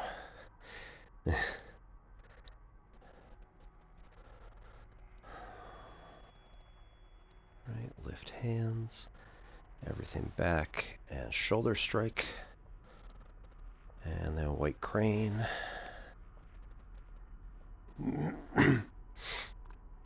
And then we are going to do the double block here and step through. This is going to be a block down and a strike with this one. We step up And then strum the loot. And then we have to step back because now we're strum the loot. Same thing this way. Right, step in like that. And then, see, it was shift back to the heel, come forward, drop the fist. We don't have enough room for this. I need them to pick up their stuff. Anyway, so we come through, and this is going to step down, like you're trying to step on somebody's heel, or like ride their shin, like pretty much all the way down to the ground.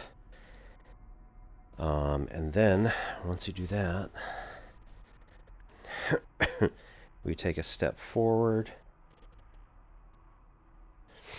Where does that go? I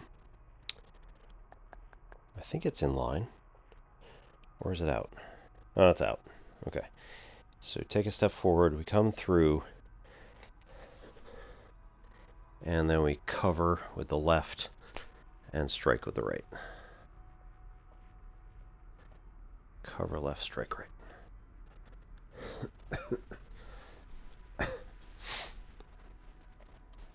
Tai Chi.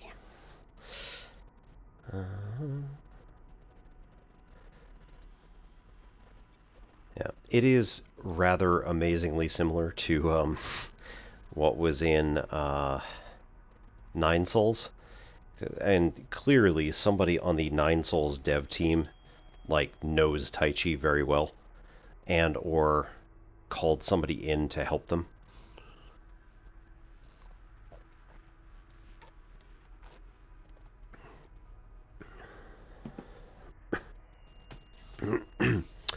Okay. So where we are right now. This is where Sol is. And the Distant Worlds 3 expedition has gone through Colonia out here, gone around the core of the galaxy, ended up in a couple of these sectors here, came through into the Fomorian frontier, which is here. Well, it's this entire region back here. We now have at least 3 carriers, jump carriers. The one that has my ships is here. We got off somewhere back here. We did data collection all today, which went straight down through the galaxy, about 1,000 light years down. And then we hopped from that 1,000 light years down, kind of diagonal up, until we got up into this region up here. Let's see, it was about negative 200, oops, 250, give or take.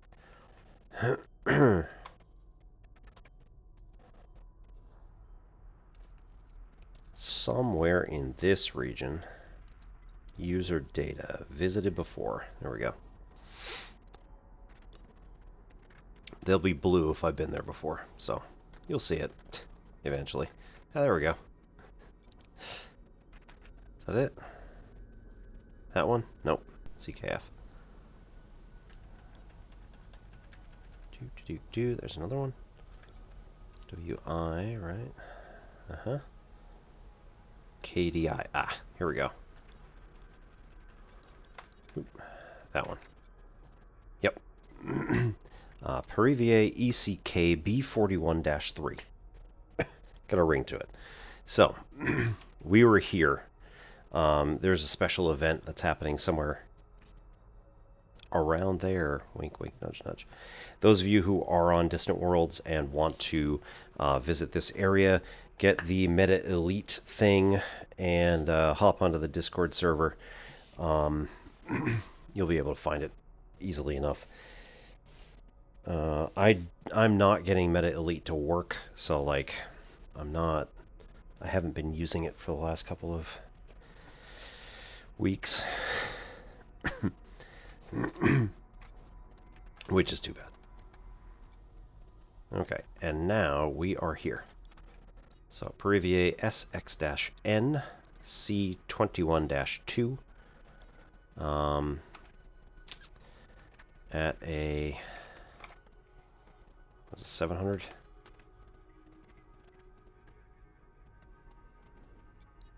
Oh, 750.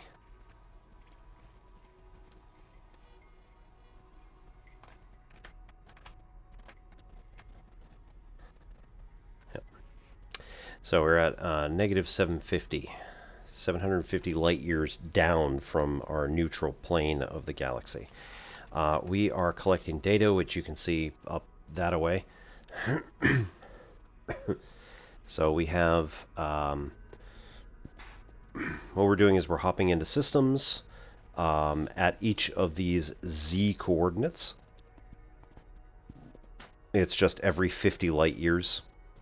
We hit a new system, try to aim for a system that's right on the money, and then look inside the scanner over here on the left, count the number of systems that are in this list, and then say, hey, how far is the furthest one away? Once we put all that data into our spreadsheet, then we find a new one. So right now we're actually looking for a new one with a Z value of negative 800. Right there. This one's not close enough. This one is too low. This one seems just right. Right, and we're trying to keep our coordinates, at least the X and the Y coordinates, to be somewhat close to the original one where we jumped in. So where we jumped in and started collecting data was negative 1176 by 54,876. So right now we're at negative 1162. Rivier NQ-B B43-0 negative 1163. It's like 2.5, so whatever. Negative 800 for the Z, and our Y coordinate is 54,909. So, like, we're pretty good in terms of where we are. Frameshift drive charging. So we'll jump there. Take that data, and then hop to the next system. You know, like I said, hope you all are having a good week so far. Happy Friday, almost. It just turned Friday here, so, you know, happy Friday.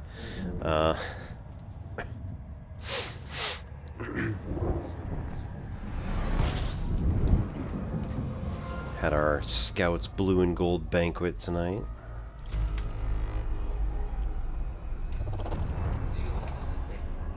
Alright, see you in 3 minutes. We got ad breaks happening just now. We'll go and just scan all this stuff because it's easy enough. I'm not doing anything else particularly. So, hi YouTube, how you doing? Hey Afru, how's it going? I imagine you can't actually hear me, but that's alright. Maybe you can. Sometimes ads don't act the way they're supposed to, or allegedly supposed to.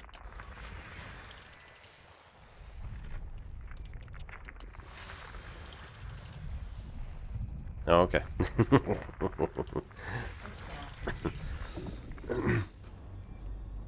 Yeah, sometimes ads just don't work the way that they're supposed to. So, whatever. Alright, so we have 3 systems that are in our list. So we're going to go into here, we're going to hit system count 3 and max distance 18.2.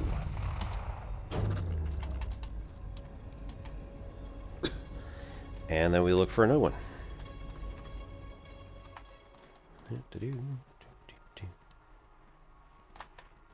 Nice. That one right there is pretty close. Yes, it is within error. We'll count it. What about that one? Way too low. That one also appears to be like right on the money. But negative 1140 for our x coordinate. And 54,930 for our y coordinate. So like, it's a little far. It's fine, but slightly farther. Okay, so negative 1176 by 876 would be like here. Yeah, I don't see any that are potentially better. Those are a little bit high. Those are a little too low. This one's just right.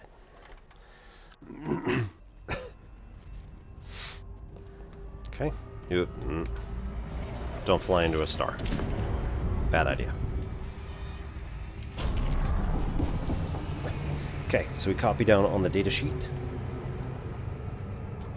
Perivier SB-B B43-0.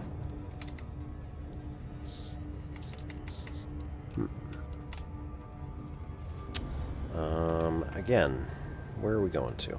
This is coordinates negative 1169 by negative 850 by 54,906.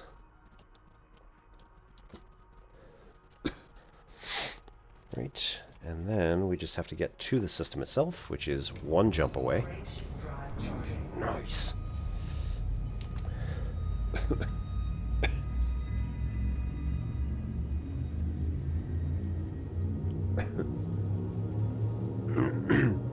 Yep, that's where we're doing our coordinate data. As well as the number of systems that are visible to the scanner and what the farthest distance is in the scanner.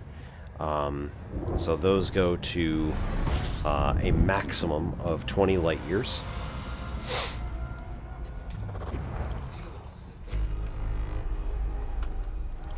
Okay.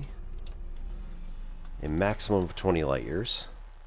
And so the data collection team wants to, or data analysis team, wants us to collect all of this data in order to figure out what the density function might be for this particular function, or for this particular galaxy. So we have our standard galaxy, which is literally the real one, which has a few real things in it, and then a few things, or mostly, let's be honest, things that have been inferred. So most of these stars have been inferred from real-world data. They are not exactly real-world data, but they're inferred. Hey, Raven Violet, how's it going? So, Elite Dangerous is a space game. I am currently on the Distant Worlds 3, aptly named, because here is where we currently are, where the blue spike is. My other ships are located at that yellow ship icon here, the bookmark. And then Sol, i.e. you are here, is somewhere in this mess. This is approximately 50,000 light years away from this area. I.e., it would take 50,000 years for a radio communication signal, a laser, or any other light information to get from here all the way back home. So, bonkers. What we're doing is we're doing some data collection for Elite Dangerous. So we, as a part of Distant Worlds, 50,000 light years, yes. We are collecting the data and sending it to a data analysis team who's going to try and figure out what the if there is a like density function for the galaxy's stars in the z direction. So we had the XY direction like this, where it was the swirly galaxy. Now we want to know if there's like a thickness or a density going down.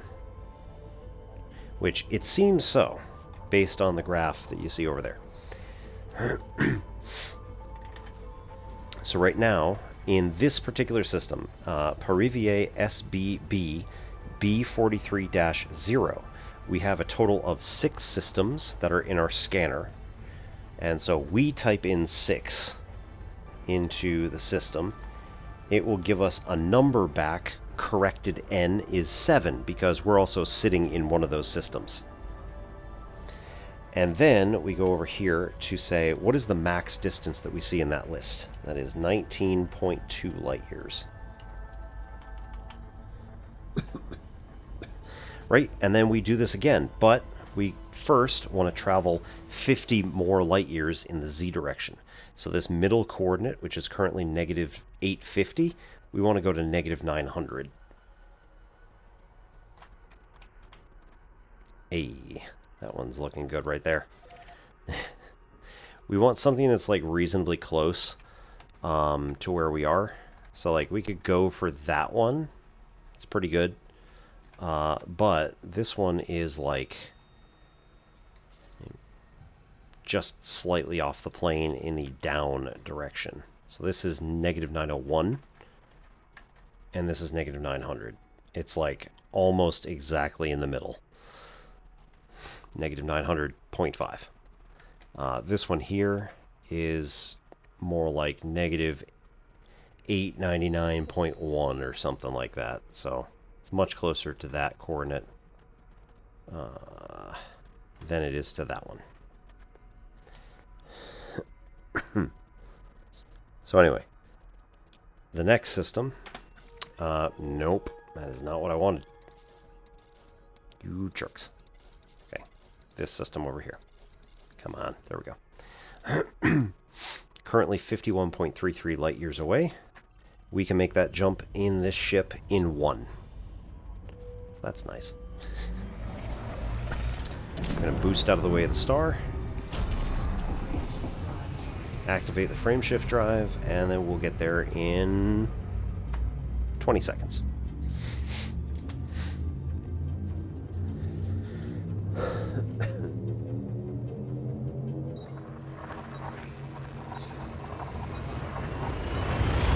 think I got something in my eye. Good chance it's food.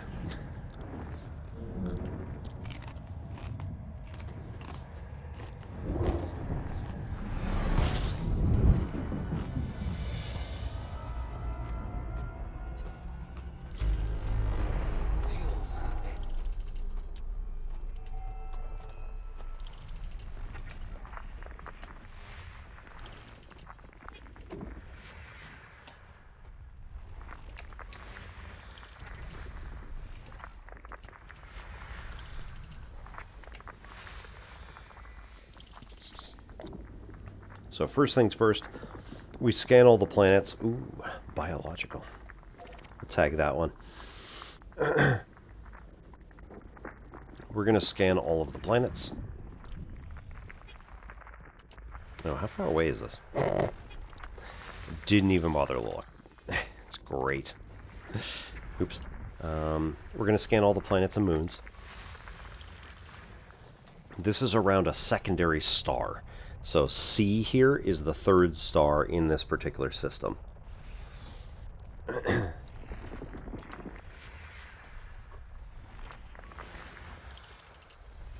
We're just going to hop along right through all these without really looking at them, unless they're green. If they turn out to be green, I will definitely take a look.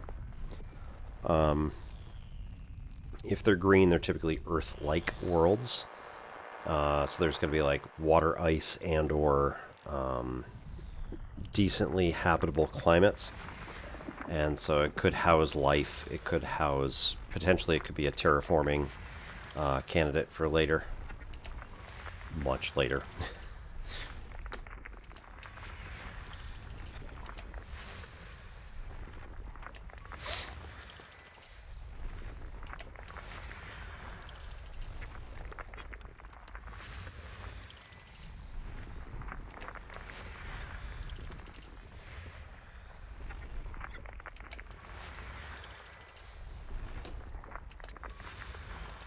really hope it's not pink eye.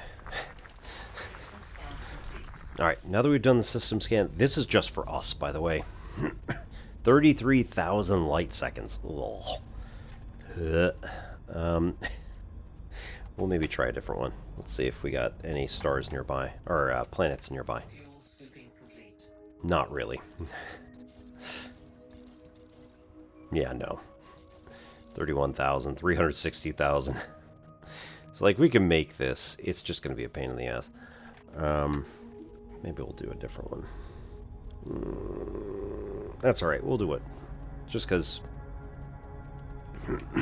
many of you have probably not seen this before.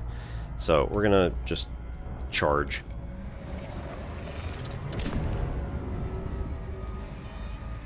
Get out to about 1,000. Nah, that's alright. We'll do the whole. We'll get there. 3,000. Nice. Okay. In here, we've got 8 systems. So we do that on our data. Ooh, I didn't actually write this down. VA WR-A B43-0. We have 8 systems. Furthest one away is 19.8. And we'll get the coordinates in a minute. Cool. We'll get the coordinates now. Let's see. Negative 1170, 1, 2, 3, 4. Negative 900 by 54,909.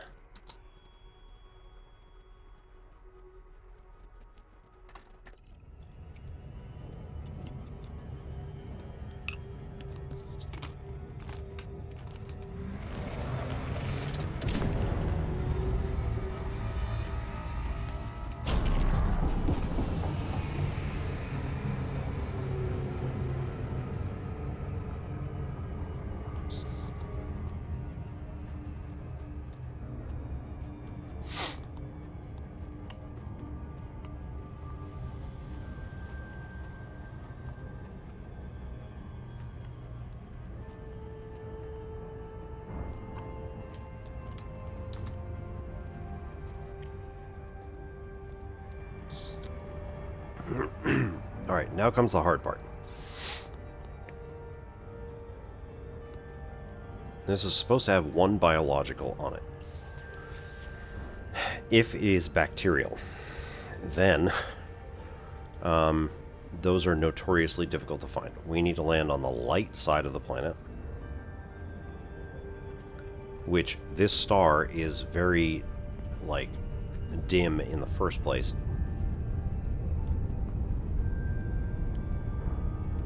Alright, throttle back, surface scanner, and a 1, and a 2, and a 3, and a 4, and a 5.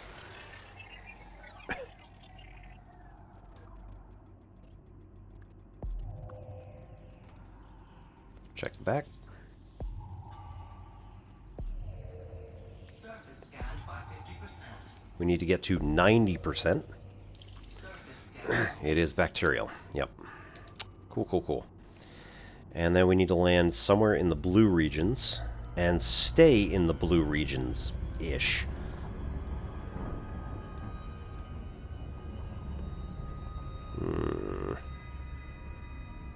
This one seems like a good stretch.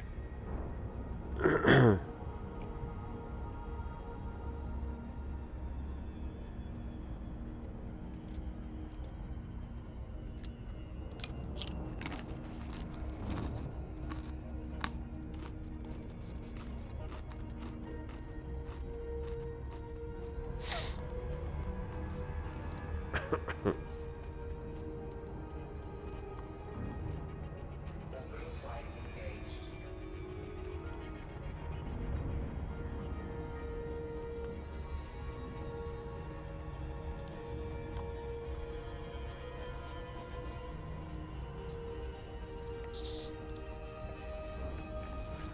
So the biologicals, which includes...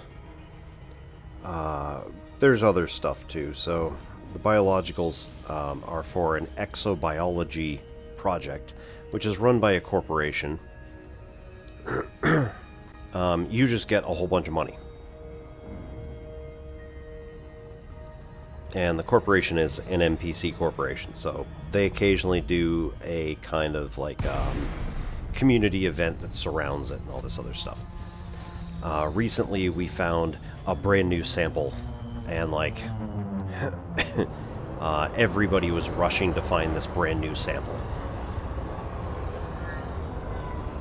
Alright, we need to turn our lights on, since it's so dark over here.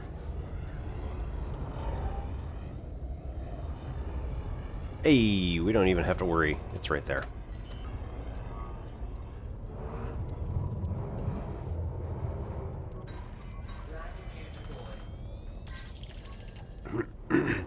So we gotta look for stuff that looks like scratches like this.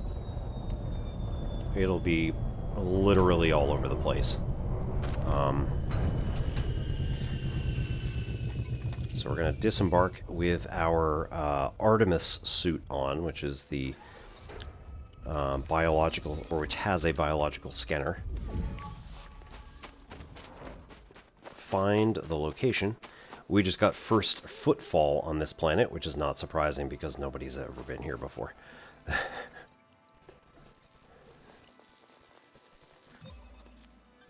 Okay, we get one scan. Bacterium acies, aquamarine.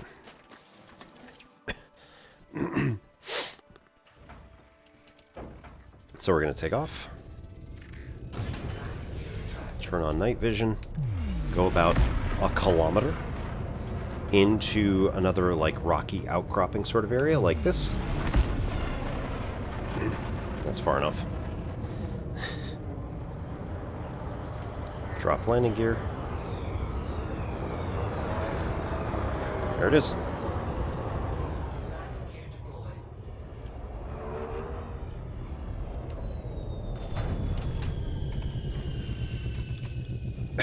Those hard landings are precisely why I put shields back on. I had them off for a while. Extremely low temperature detected. Yeah, 20 Kelvin. Nice. 20 degrees above absolute zero. I thought it was in the sunlight. Damn it.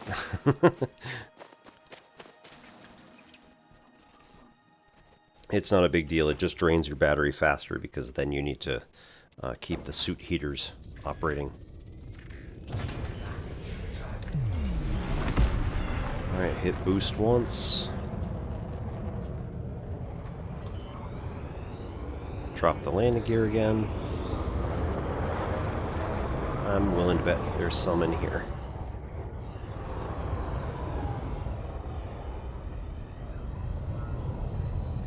Oh yeah, there's the sun.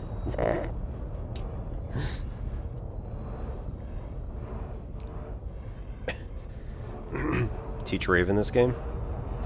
I mean, do you know how to fly a plane? You ever done flight sims?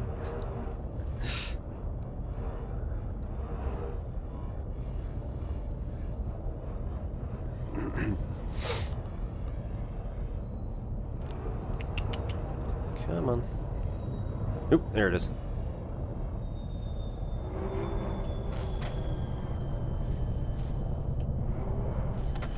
Aw, so close. Boo. Come on, find a good landing spot. There we go.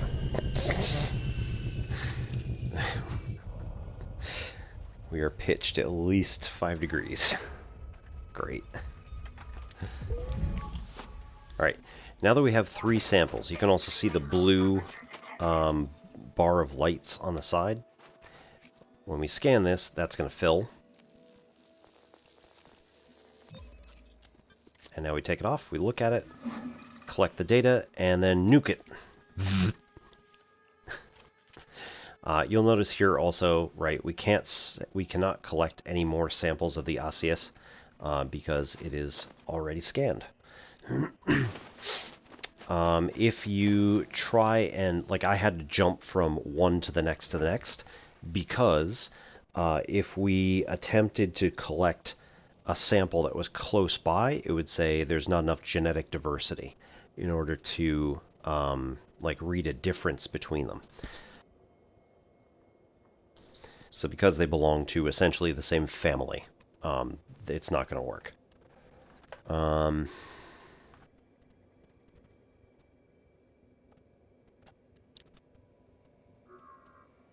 What is going on? I really hope it's not pink eye.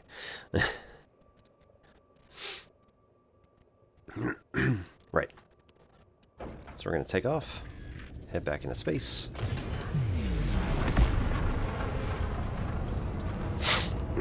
And then we're going to find the next system, which is going to be at negative 950.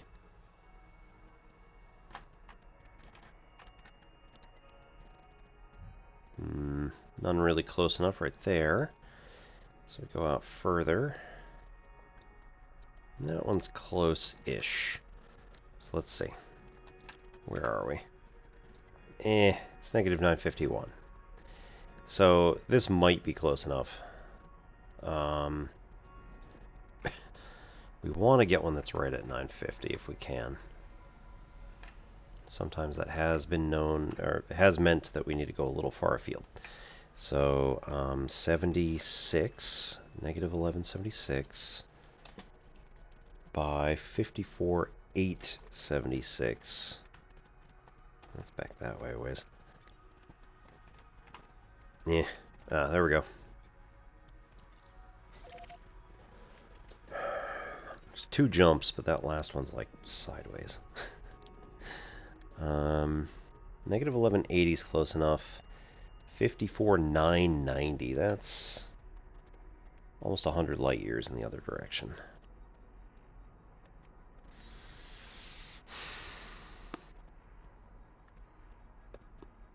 It's over 100 light years. On second thought, right? It's like right on the money.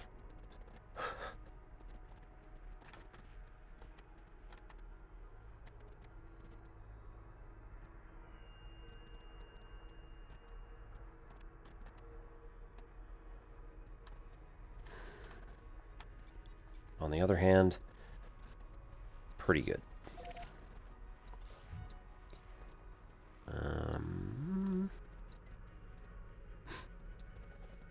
I should have bookmarked the other thing that was up there. Okay, let's... Oops, nope. Let's go bookmark the other thing that's up there.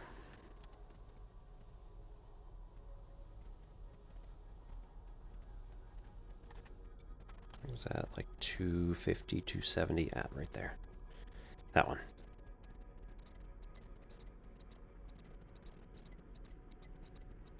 Come on. I'm having a problem with clicking on particular systems. Then it doesn't show its... it doesn't show the... There we go. It doesn't show the information over here. So...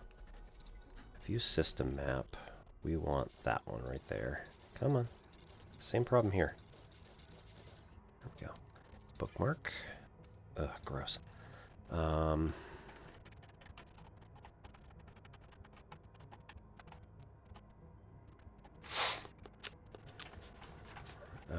Distant Worlds 3, Lost Carrier,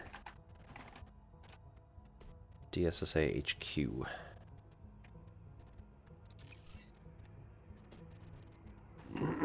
So now, go back to here.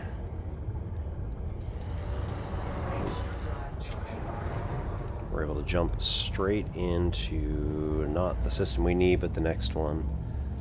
The next one is the one we need. P43-0. Yep.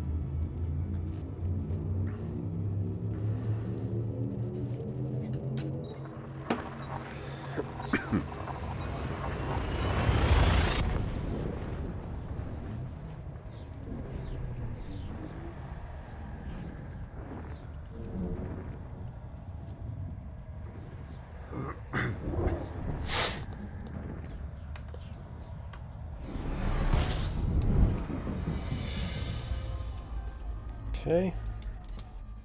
System scan complete. Nice. Didn't even have to do anything, man. Okay. From here, we've got 5 systems and 19.3 light years. Is the furthest.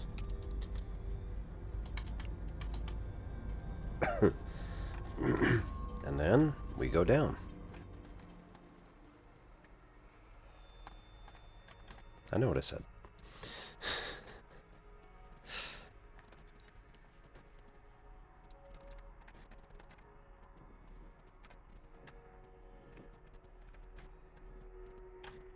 $76. 54, 970. Again, not really where I want to go, but I will if I have to. 1176, 54, 8, 76, right here. This is where we want to be. Closest one is the least distance off from the plane. Either of these could work.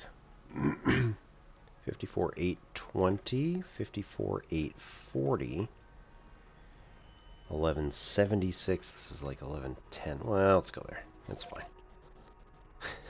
3 jumps. Yay. Wait a minute. How's that one? It's alright. What about this one? That one's actually perfect. Let's go there. Still 3 jumps, but nonetheless.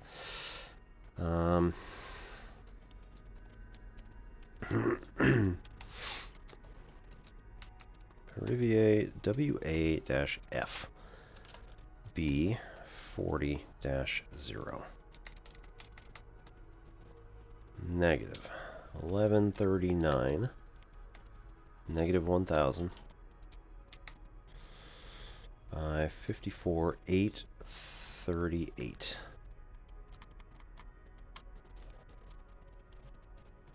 Awesome. Okay.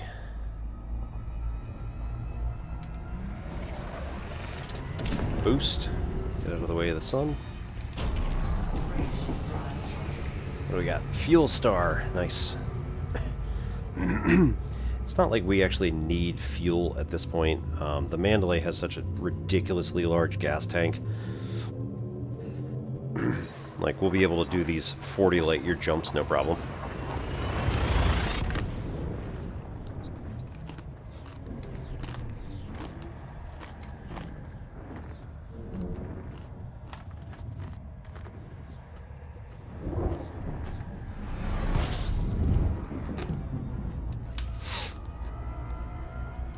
Sorry guys, I basically did not see any of those messages in the last 10 minutes because my monitor was acting up.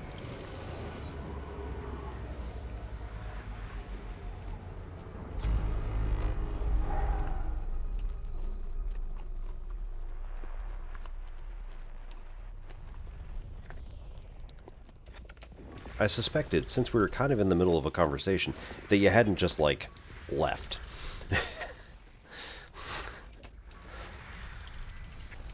But for some reason, it just decided, hey, I don't want to feel, I don't feel like doing anything right now. So, yay.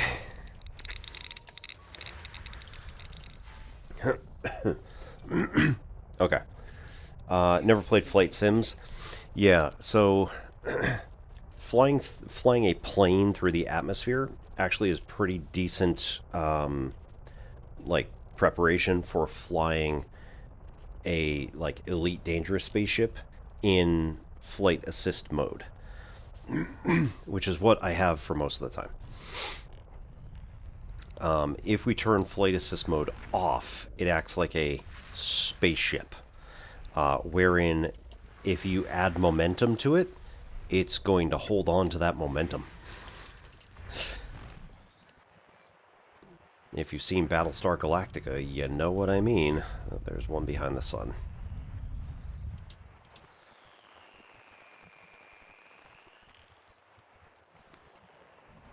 Just the one. Alright. So, boost. Stop.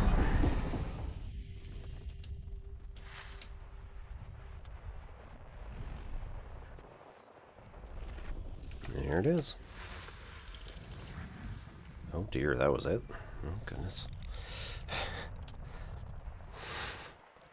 Must not have been paying attention to where this was. Alright, so it appears to be... Oh, there it is. Below the plane. System scan complete. So like what I was doing there is one of the ways to cancel out your momentum pretty effectively, no matter which mode you're in. So we're flying kind of along this way. Do I have a... I was thinking like, do I have an actual plane in here? Because that'd be nice. Probably not. It's fine.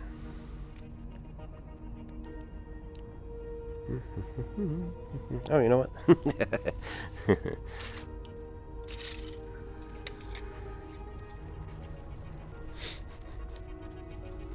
I have better than a plane. I have Legos. Nah, that doesn't work because that's just the thing. Anyway. So we're taking the Mandalay and we're flying in this direction, and it's got a lot of like forward momentum. And I saw something that was like down here, and we're going this fast, right? So if I just like turn, this is going to take a long time to come all the way back around to get back to it. But what I did was I basically banked really hard, turned 90 degrees, and used the up thrust.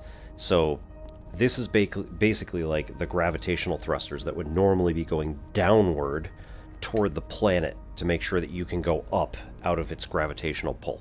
So if I bank hard this way, I'm still moving this way, but if I bank hard this way and push the gravitational thrusters that way toward you, then this is going to like basically break this thing and then be able to stop almost instantaneously anywhere. So those kinds of maneuvers are things that like are just constantly in my head all the time because I've been playing flight simulators since I was 9. Maybe 11, but nonetheless. Yeah, very early. My dad was very much an early adopter for Microsoft Flight Sim. He eventually became a pilot.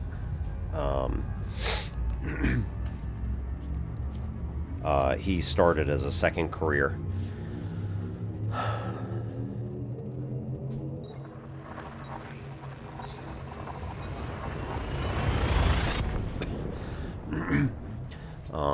And yeah, it's been interesting.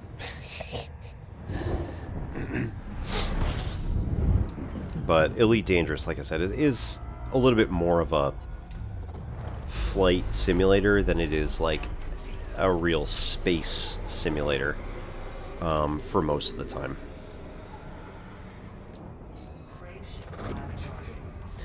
In terms of Afru accomplishing some mission for an NPC Corp, nope.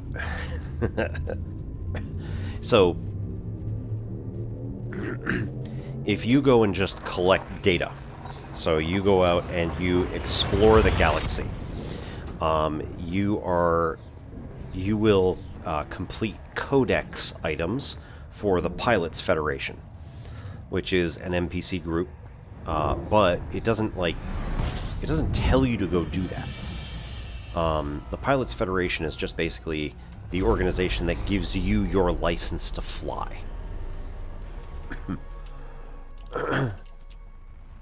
Which, if you bought the game, you have a license to fly ships. So, um,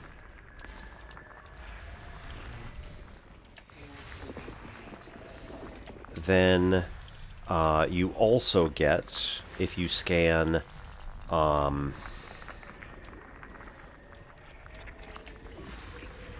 if you map planets, then there's a cartographic services that is in a lot of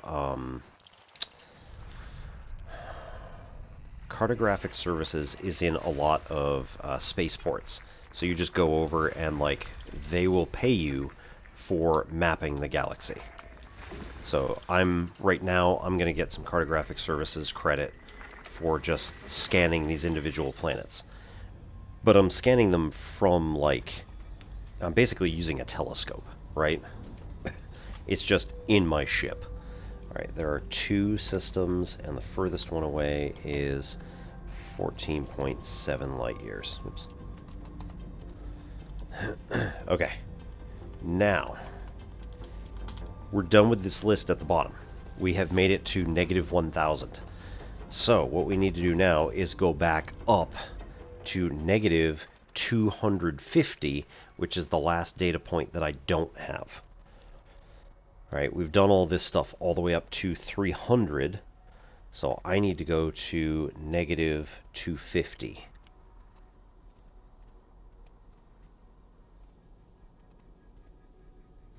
There. Right. 1176. Right, it's this one, right there. Wait, what? Okay, yeah, that's down further. Right. Okay, we're good. I'm going crazy. It's fine. Right. This is pretty much a perfect system right there. Really? There we go. 15 jumps. So you can see like all the individual systems that I've been in and where it's going to jump me to try to get up to where we are, or where this route is being set here. So we're going to go Hurivier BH-K B41-1. This is going to be at 11, nope, negative 1199, negative 250 by 54,864.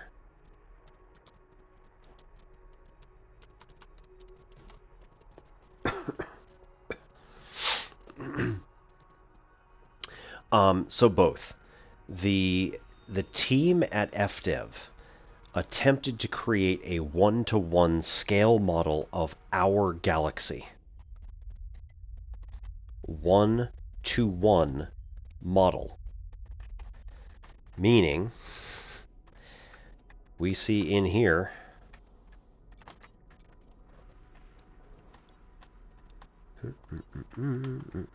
here. We see in here a system called Sol. If we look at the system map, we have Mercury, Venus, Earth, Mars, asteroid belt, Jupiter, Saturn, Uranus, Neptune, Pluto, Charon, 90482 Orcus, 2002 MS4, discovered in 2002, yes, Salacia, Haumea, Huaor, Makemake, 2007 OR10, Eris, Sedna, and Persephone. Those are real things. We just have, like, Earth and the Moon. We're not able to go to any of these if I'm right.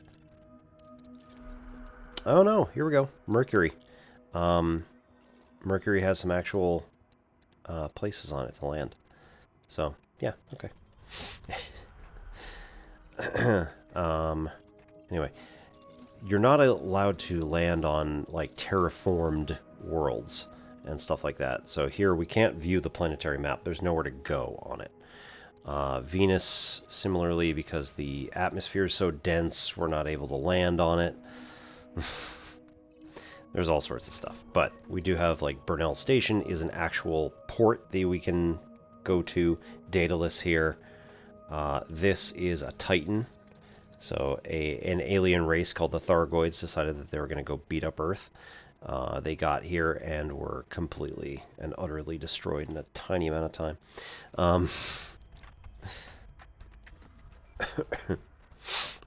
So yeah, we have a scale model of the universe, which is literally, like I said, 1-to-1.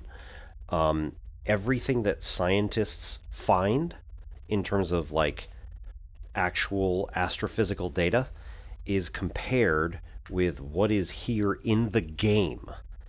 And then the game gets updated based on real world actual data. So it's really cool.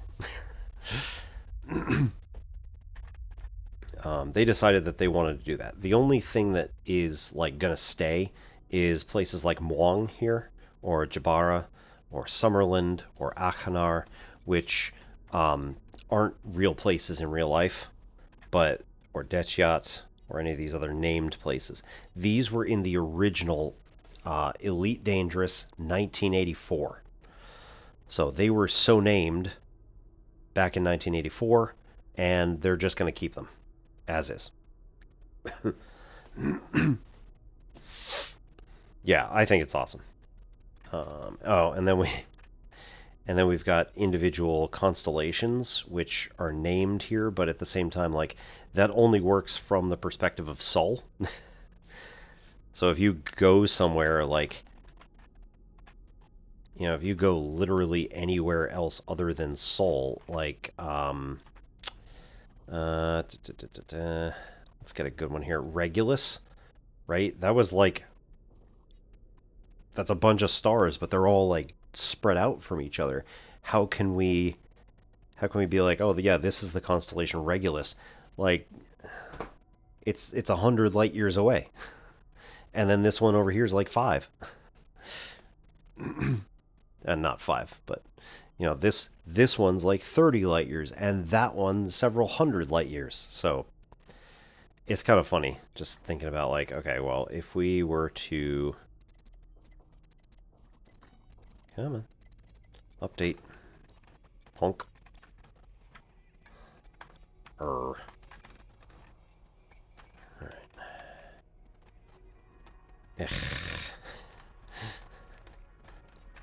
Right there. Right there.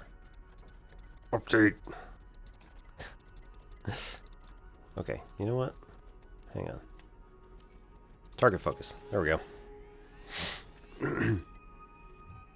Right? Like, Coalsack Nebula. Yeah, there we go. Regulus. You can actually literally see the constellation here in the sky.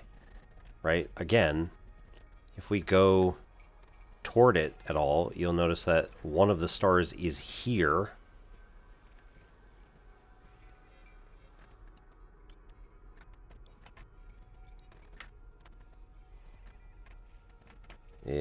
Sure.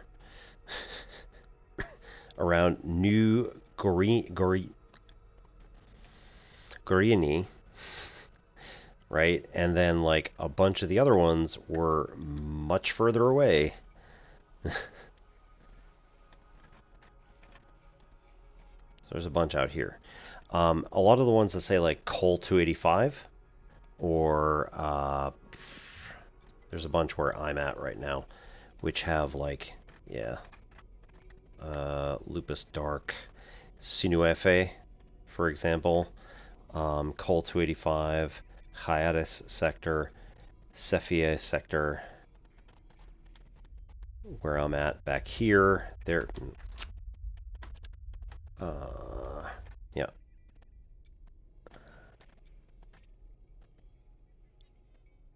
Fouetier, Parivo, Parive, like all of these, those prefixes are like the name that was generated using the algorithm. So there's a particular algorithm that's being called on to like make the rest of these stars, which we don't have any data for. In some cases, they're just kind of inferred, like there should be a star here, based on the gravitational pull of all the rest of the stuff around it. They actually found, I believe, TRAPPIST-1, actually. Dr. K. Ross's program said there should be a star here because there's, all this gravitational pull in the area. It seems like there should be a star. And so she was like, all right, we'll put a star here. And so, like, she had a star in this particular location, and then a paper was released saying, like, TRAPPIST-1 with an exoplanet found at this particular location. And so she was like, yes! And updated the game to say, hey, no longer is this called, HIP to whatever number it was. It is no longer going to be called that. It is going to now be called TRAPPIST-1 because it was found. And also, its actual position is a little bit to the right of where we had it, and whatever. So they released that in an update, and everybody's just like, the hell? What do you mean you found a star?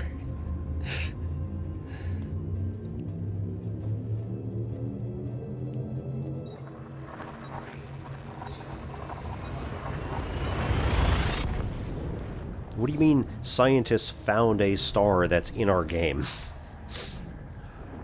It was nuts. That was a fun week. Because, like, everybody went over to Dr. K. Ross's Twitch channel and was just like, oh my god, it's so amazing. And she was just like, yeah, I'm a little proud of that.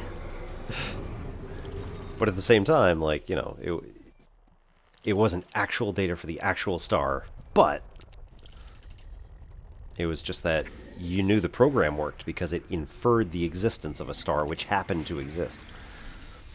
I'm also kind of curious if an astrophysicist was like, I want a little bit of time to go and look for some of these actual stars, see if there are actual stars in the locations that the algorithm says there should be in the game. I mean, like, telescope time is expensive, and you're not going to just do that for fun.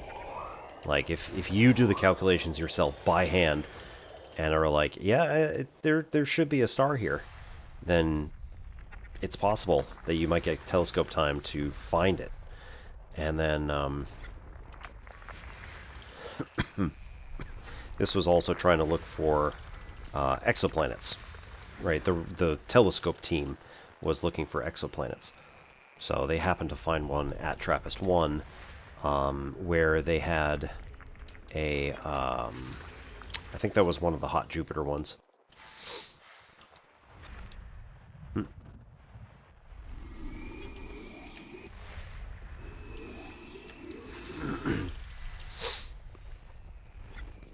Speaking of hot Jupiters, that is the welcome message for our friend Moohoodles. Hot Jupiters in your area. She has been a mainstay on Twitch for a super long time, is a great science communicator, and also does games and stuff like that. She's got a puppet Carl Sagan.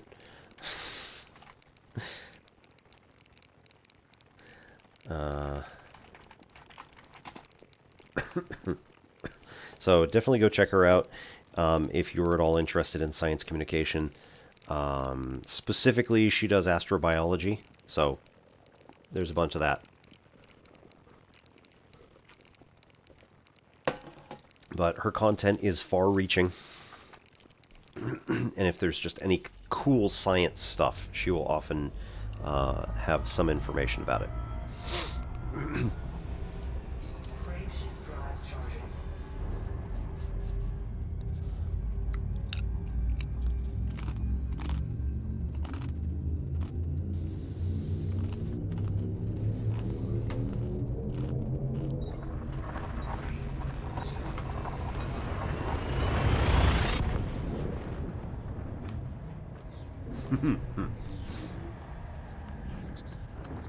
I mean,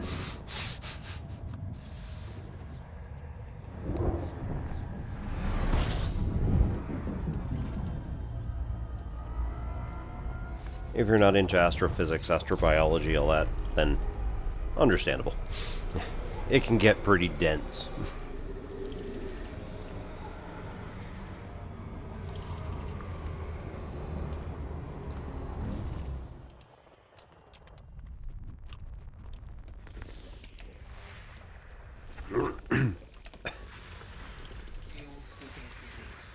I do often wonder if I had stuck with physics, would I have been on one of the telescope teams that discovered, like, black holes? Because that was going to be my area.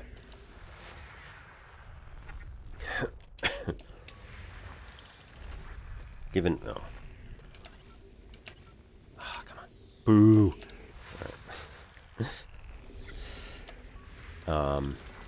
Given how much I've got that's back here, it's not really surprising.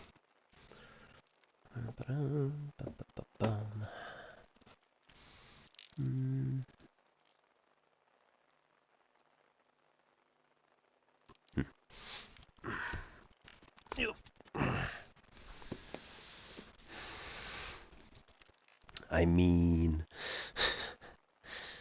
Right. Stephen Hawking, Gen 11, and Brian Greene. Gen 11 and Brian Greene do occasional podcast appearances about astrophysics or their particular areas. Brian Greene's more into like string theory, cosmology. Gen 11 is more into things we can actually find evidence for.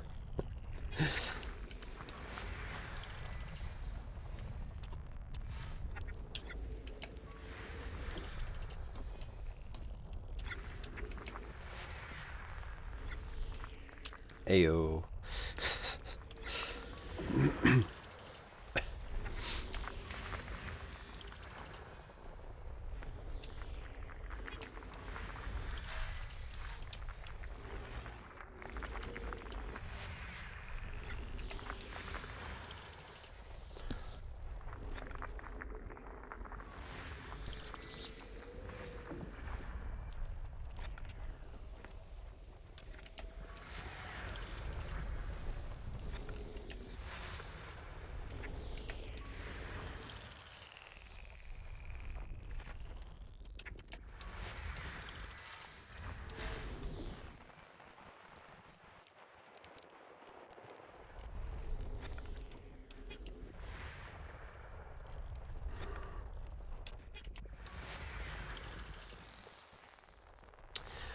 No, so I'm just an armchair physicist.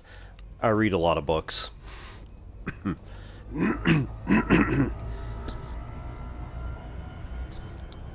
Or I should say, I have read a lot of books about astrophysics, but it's not very current. My knowledge is like 20 years old, so yep. I've read Dr. Becky Smethurst recently.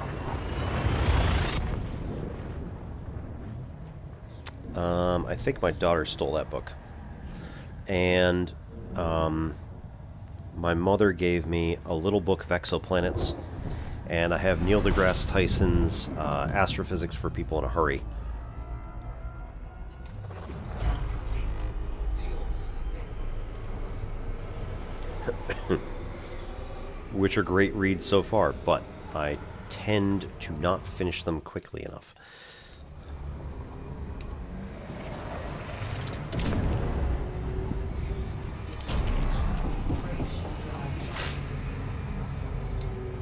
The issue is at the moment that I played too many video games, and I don't tend to read a lot apart from the stuff that I'm reading for book club. But honestly, if I just spent a little more time reading, I would definitely have a better time.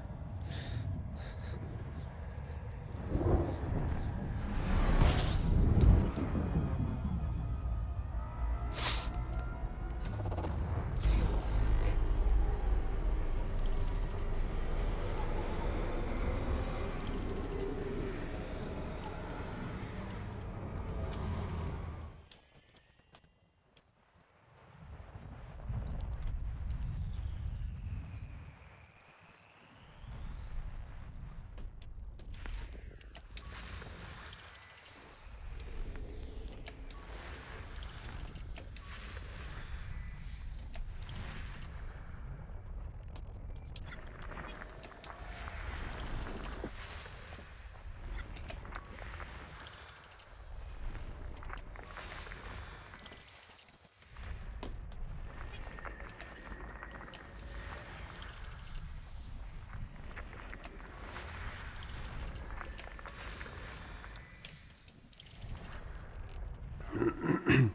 Alright, ads are going to start here. This should probably be our last ad break before we head off for the night.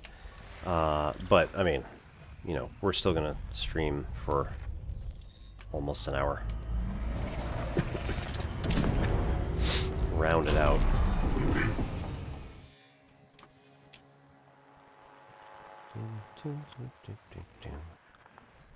Come on. There we go.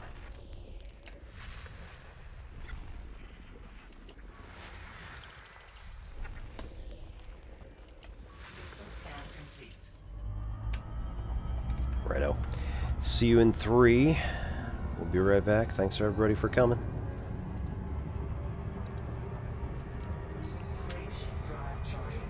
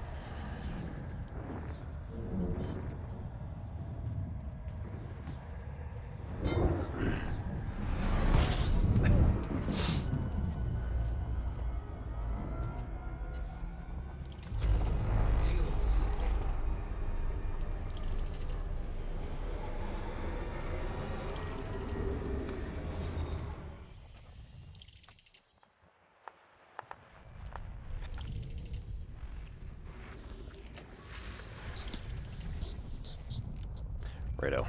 Welcome back.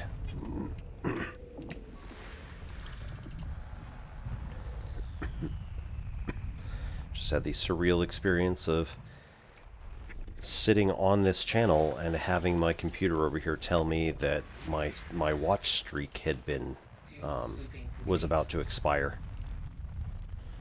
Excuse me?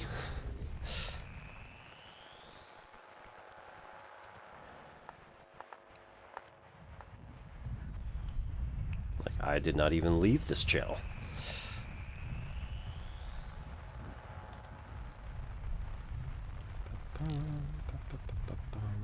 Really? Okay. Well, must be out here in the black. No? Okay.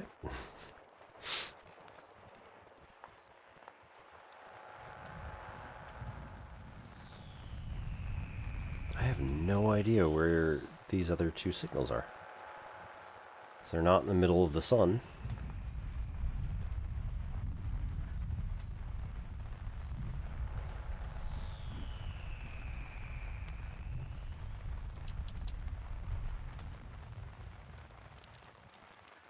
They're not along any of these individual lines. Nope, there it is. Just missed one.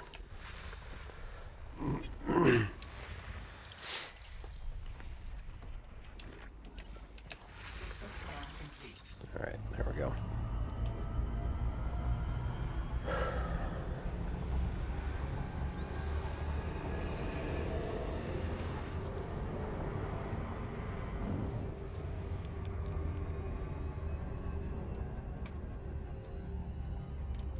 Frameshift drive charging.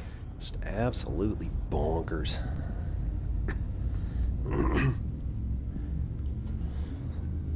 Just sitting here like, I mean, like this computer should, in theory, have a 100% watch rate. Literally 100% watch rate of the stream.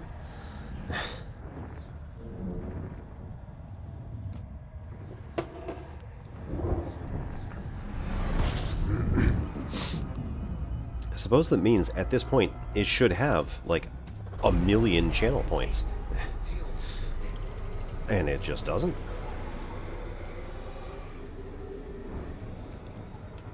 Fuel scoop disengaged. Frameshift drive charging.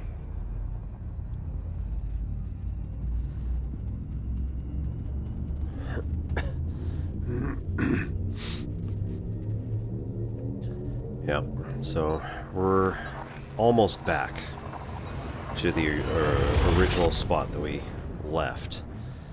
Should be just a few more jumps, I think.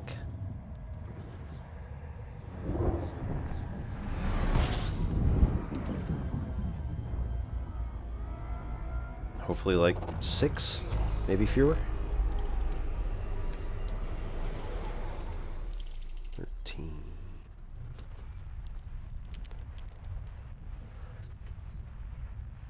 Oop.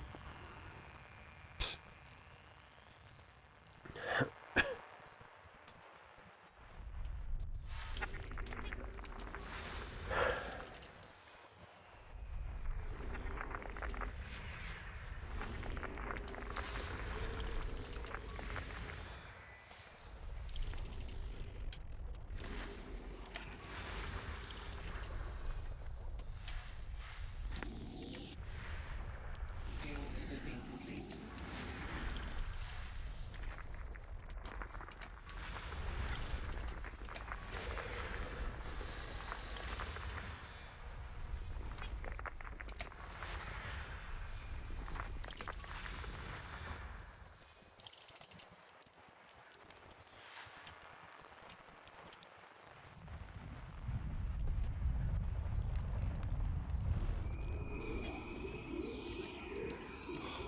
Boo. Let's see, can we get one from here? Yes, that doesn't allow me to zoom. That's too bad. Okay.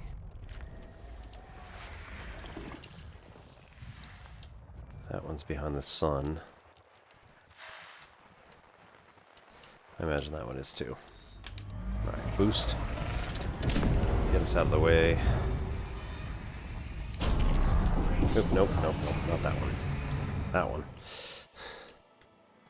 Turn back toward the sun.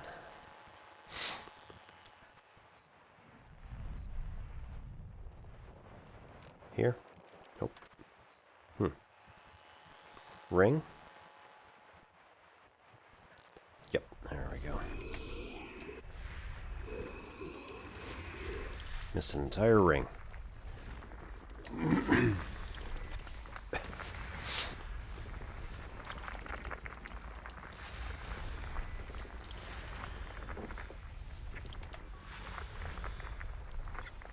System scan complete. Frameshift drive charging. How long? 6 more, exactly. Nice.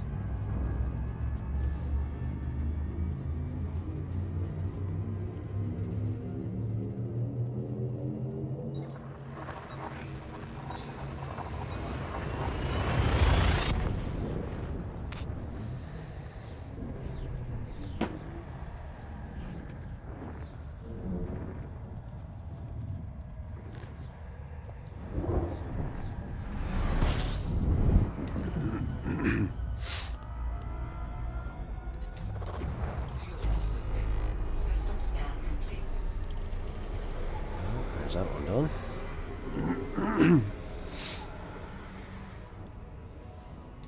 Frameshift drive charging.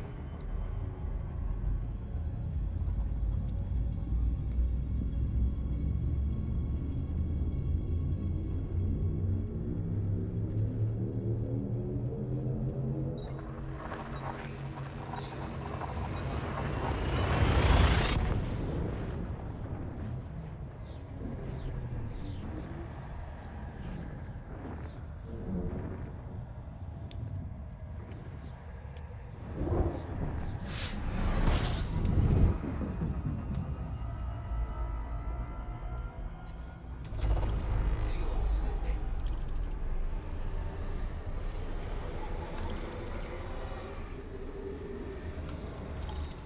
Okay.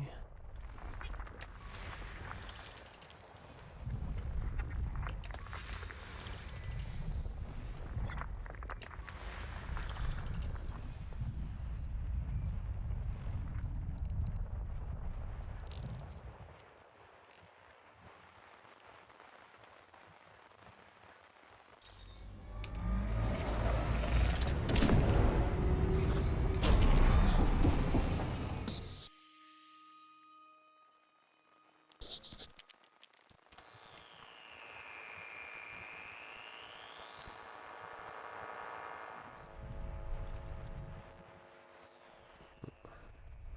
There's that one. System scan complete. Cool. Frameshift drive charging.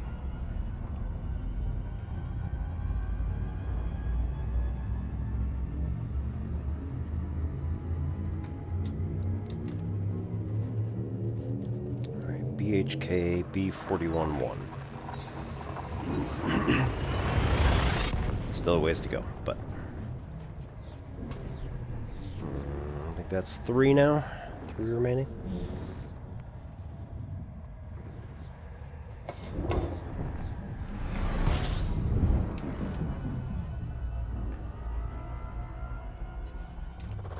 Fuel scooping.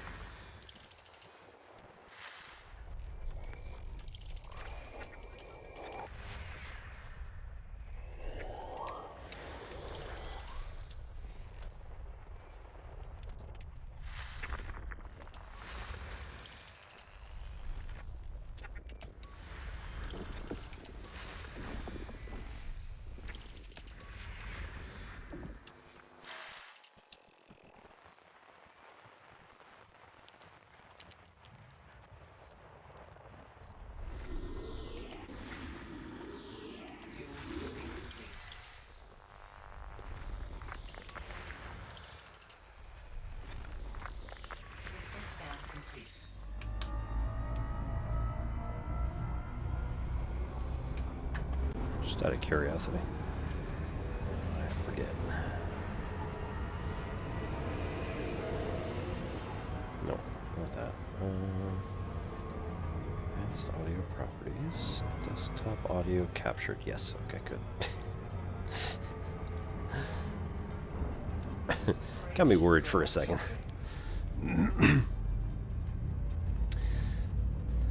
There's not much music in this game, but do want to be completely silent like the entire time. That makes it interesting.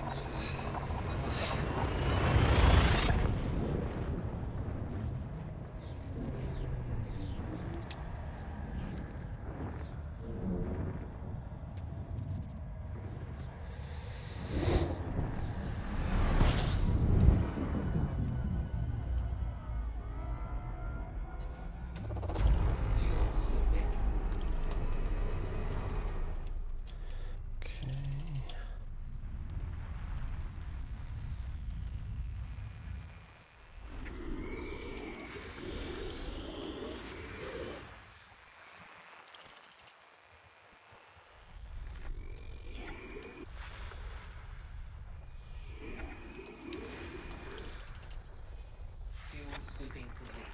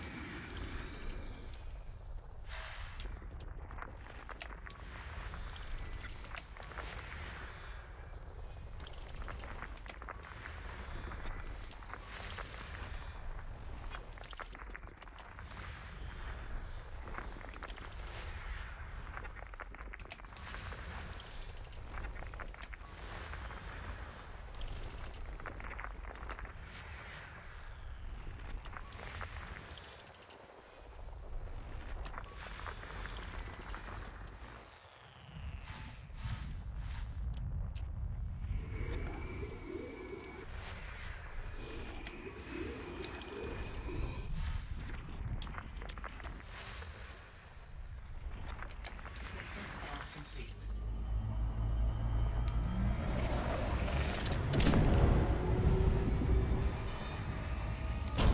Frameshift drive.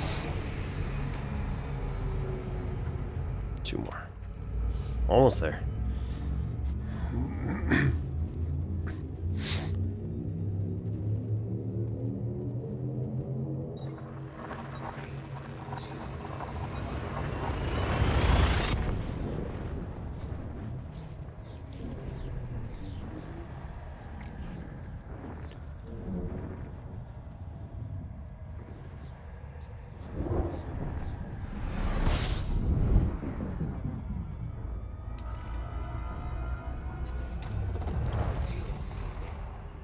System scan complete.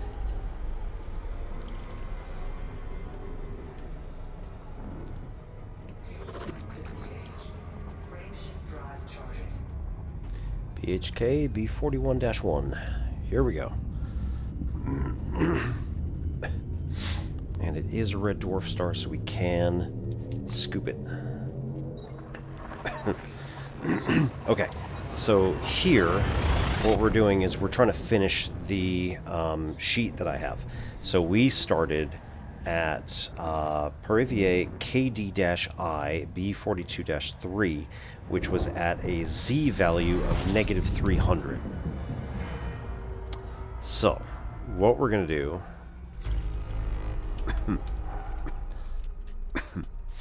We're going to scan the system. This is just for our benefit. We get money for it, and science moves on and says, like, oh, how nice. You were the first person to scan this entire system. So we just get a little bit of some money for doing that. Not a whole lot. Just, you know, nice little kickback to say, keep doing what you're doing.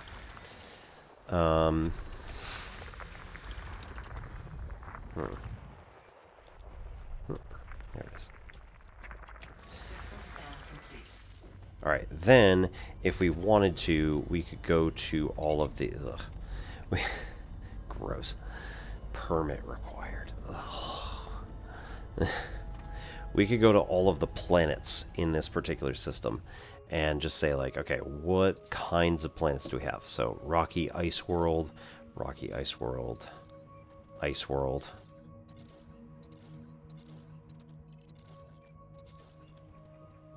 Ice world, ice world, ice world, ice world.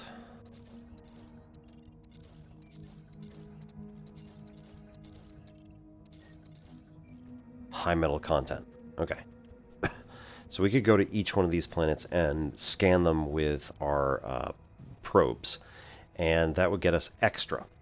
Any of those that we could actually walk on, so not that one, but this one over here, this ice world, we could walk on. So I could probably go to this one, land on it, and then claim first footfall. So I am the first person to ever have stepped on this world. So there's all sorts of cool stuff you could do, depending on what you feel like. Let's see, that's 500 light seconds? Sure, why not? Oh, actually, this one too. Cool. Yeah, alright, cool. So, we're just going to go here for fun. It gets us, again, a little bit of money, and it puts our name on this system to say, like, you did this, and everybody else can know this system was scanned by ObiPEZ. Alright, then, in addition, we could also, yeah, keep you right in the corner. Get down to 6. Back up to 6, I guess. Whoa. There we go. Woohoo! That is some maneuvering. So basically we were trying to burn off all of that extra speed that we had to be able to come into the gravity well of these two twin planets. And be able to, you know, burn off the speed that we had, and also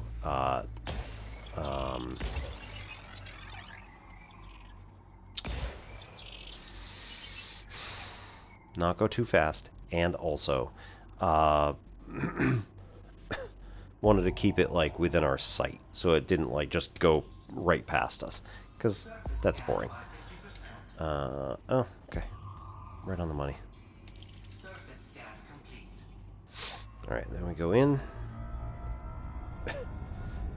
There is nothing on this planet. It is a barren rock. It's hardly worth the probes that we sent. Too fast. So now I gotta burn off the speed again by going this way.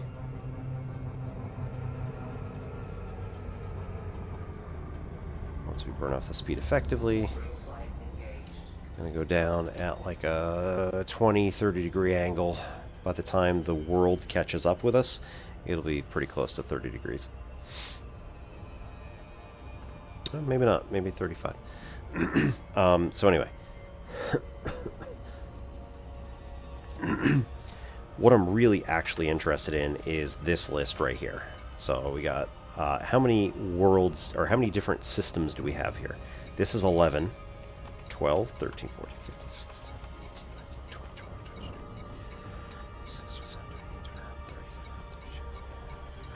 22, 23, 41. 41, and the last one is permit locked. You jerks. Okay, so that means that I don't actually know what the last distance is, but we will be able to figure it out. It's just going to take a minute. On the right-hand side of the HUD, we have a glide indicator, which is going to tell us how fast we're going. If it goes into the red like this, that means that we're likely going to crash. So we typically want to keep it down to about like 2 or 3 bars. Once we get into the 5 range, that's going to be sort of dangerous. Ooh, what's this? Is it just rocks? It's just rocks. Thought for a second that it might actually be a biological that like I just missed, but oh well. Right, so disembark.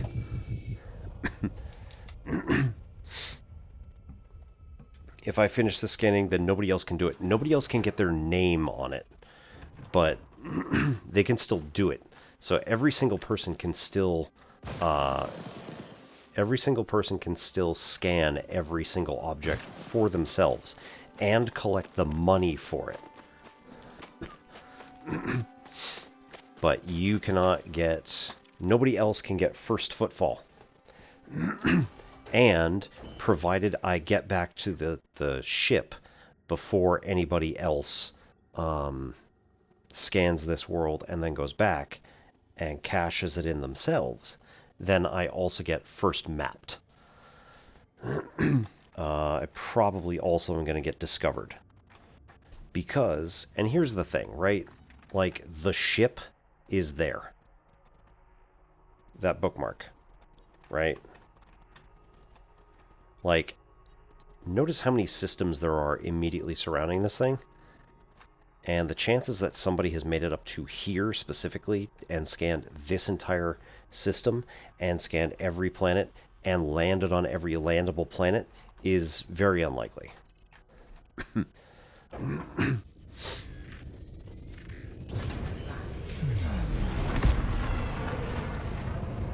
So it's not likely that they're going to get anything, or you know, named anything. So we'll go to this one.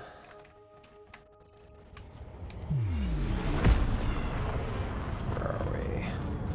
Okay, got to go to a 40-degree up angle in order to exit.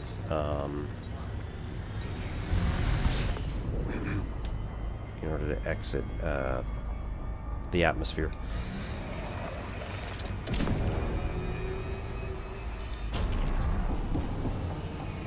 Okay.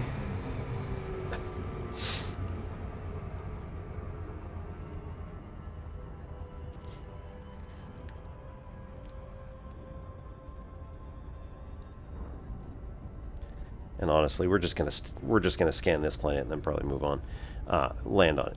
Get footfall and then move on. You know, it's fun just getting the first couple in there. And like all those systems that I just plowed through, right? I got discovered. That's it. Like all of those planets that I skipped, anybody who wants to can go follow my footsteps and get all of those individual planets mapped and then walk on any of the ones that have the ability to walk on.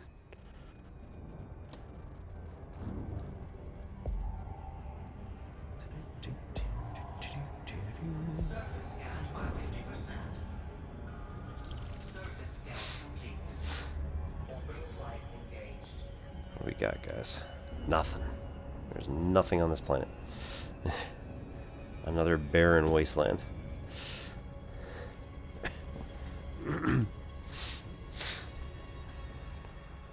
I didn't even copy down the number that I said out loud. It was 38, I think.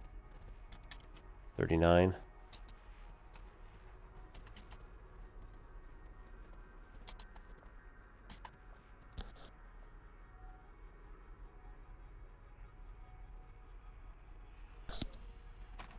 Oops.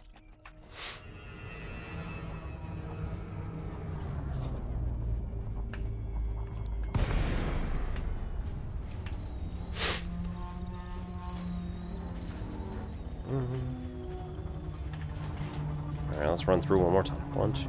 That's 11.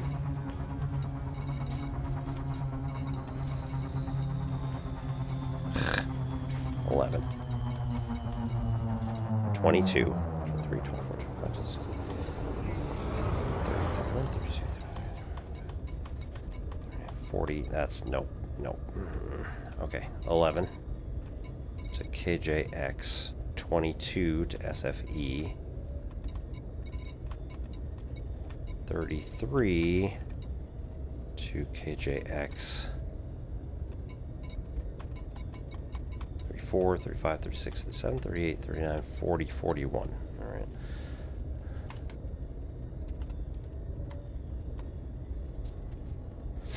And the furthest one is permit required.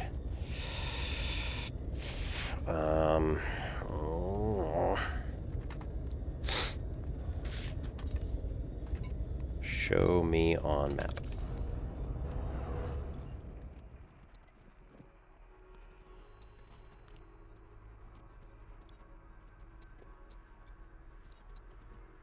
Ugh.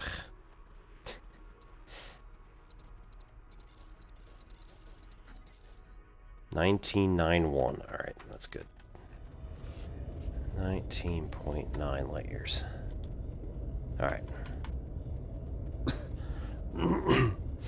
So it does make it work.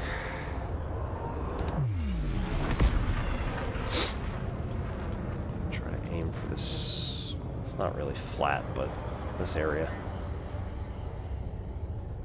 And 1 kilometer.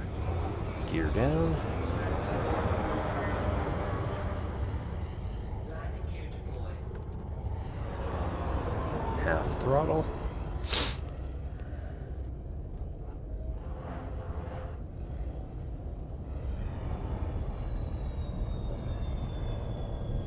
Hey. Hop out.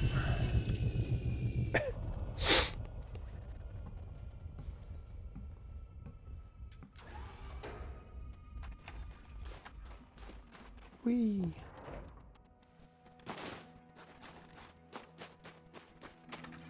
First footfall confirmed.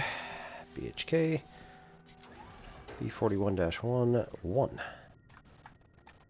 Didn't even stay for the stats for it, but that's alright.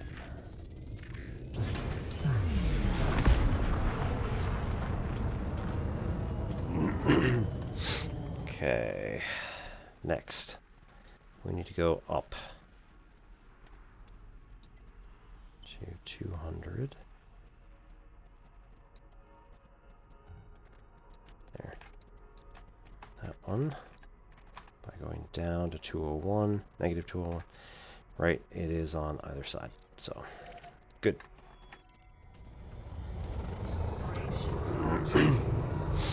Ooh, right over the surface of the planet. It's fine. I'm sure nothing down there is going to get hurt, so.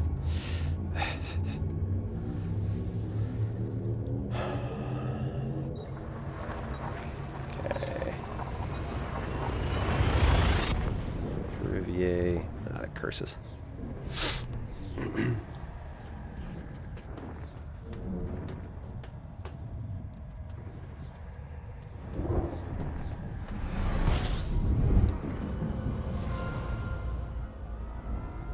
ZBJ. Fuel sweeping.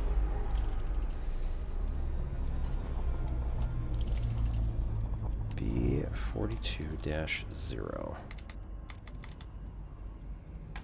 Location. Negative 1204 by negative 200 by 54,877.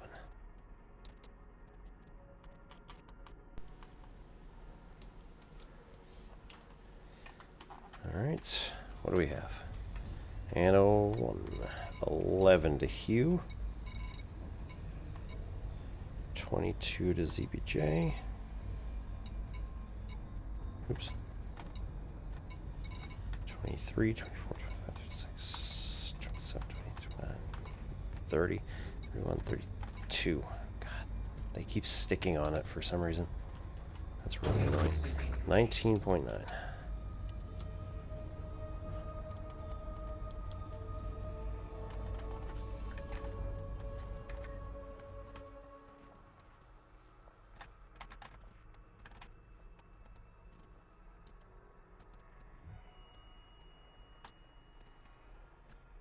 Hey, that one looks good.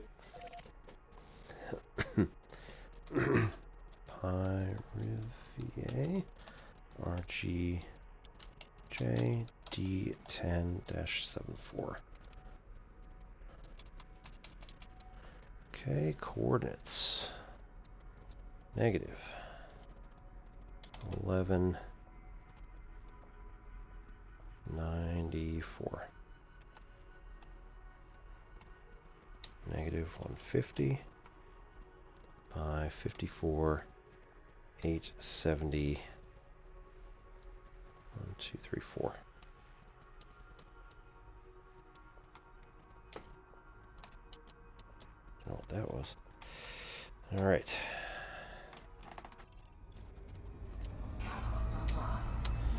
Obstructed. Psh. All right.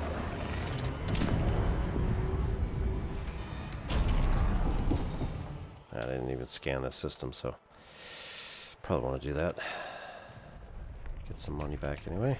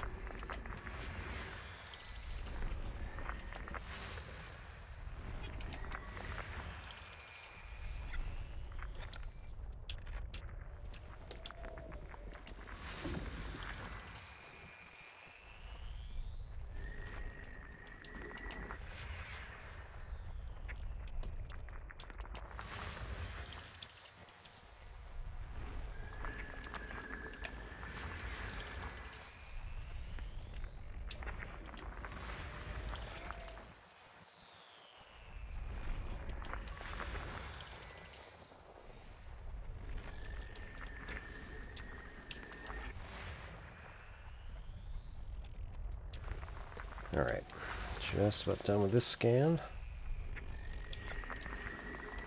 System scan complete.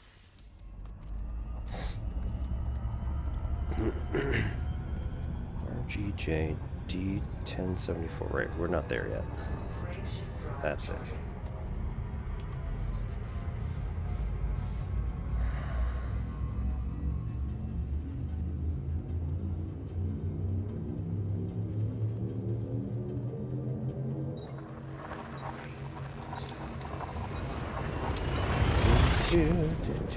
charging.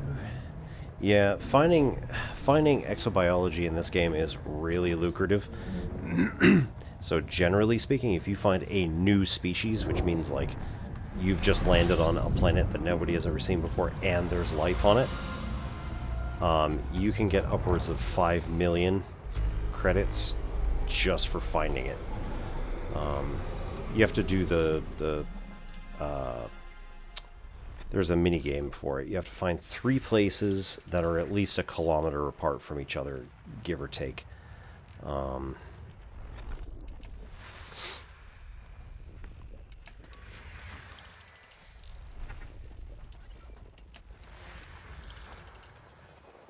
scooping complete.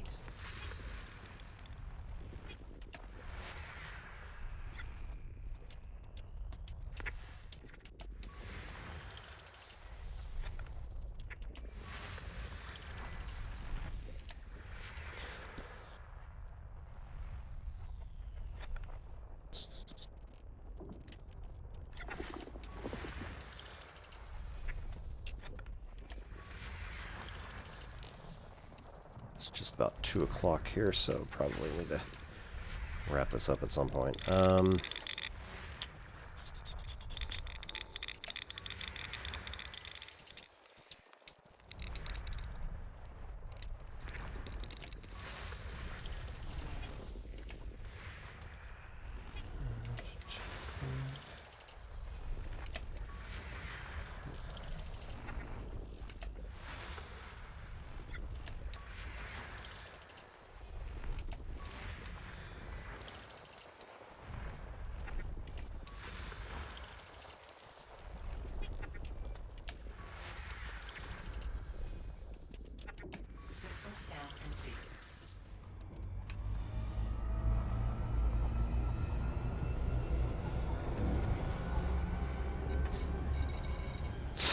All right, 1, 2, 3, 4, 5, 6, 7, 8, 9, 10, 11, 12, 13, 14, 15, 16,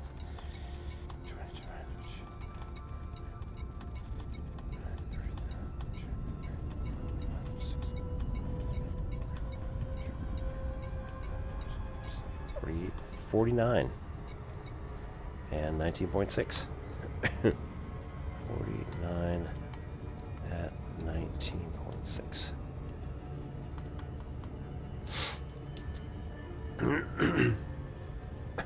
Yeah, sure thing, Afro. Have a good night. We'll see you hopefully tomorrow for some more games, or Monday and Wednesday for mathy stuff. So, same goes for anybody else if you're interested in mathy type things. Typically we do math stuff here on Mondays and Wednesdays. Monday tends to be math education type stuff, and Wednesday tends to be calculation type stuff. So feel free to stop in whenever you feel like it. We'll have a discussion. 1176 by 54.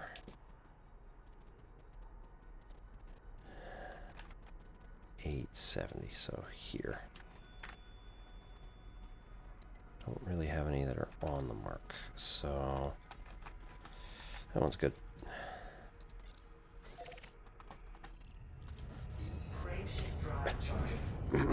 So we'll see you all later if that is where you're going to come back on. PLJD10-20. Wish you all the best. Good luck out there. Stay safe. And we shall return, like I said. And anybody who's sticking around for a raid, we'll be doing that as soon as I finish this set. So we got about 2-3 more jumps. We're good.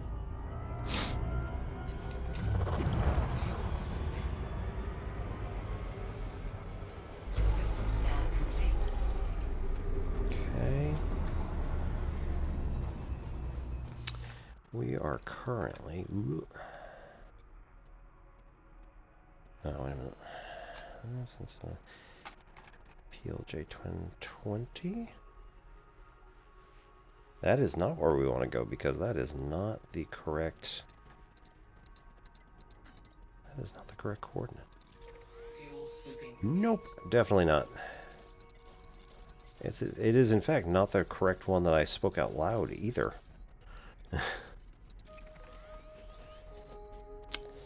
Okay, let's try that again.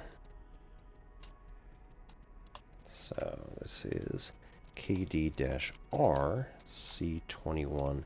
There we go. Alright, coordinates negative 1184 negative 184 by negative 100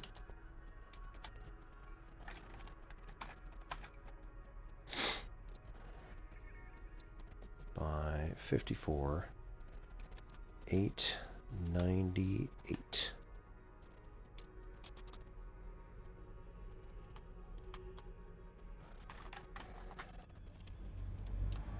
Frame shift drive charging.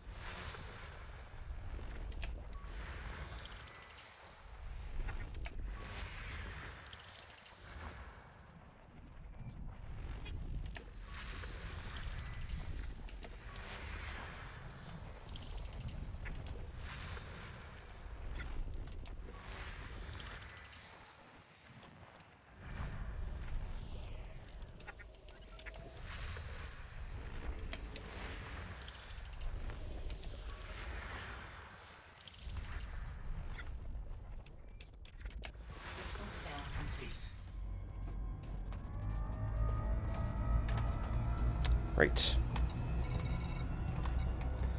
Alright, there's 11. 22.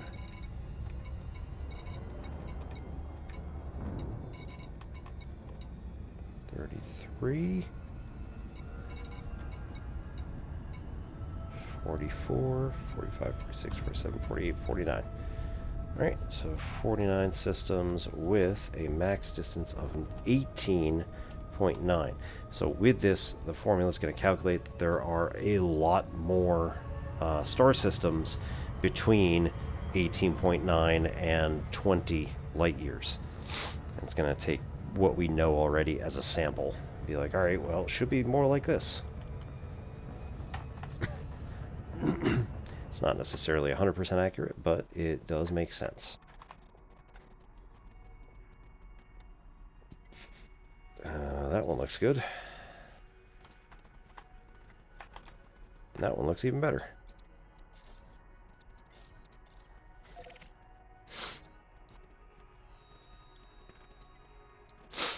Okay, so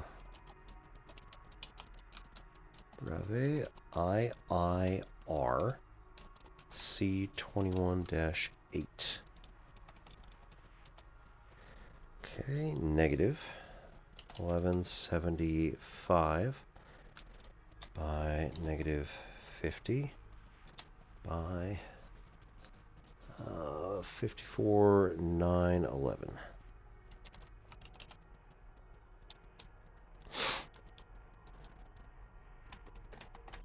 One jump. Frameshift drive charging.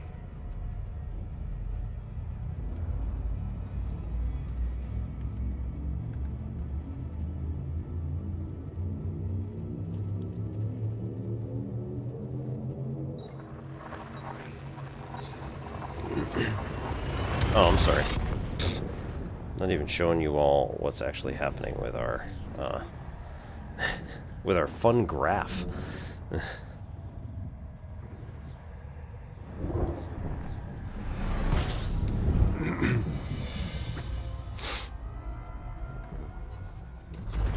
Fuel scooping. Right.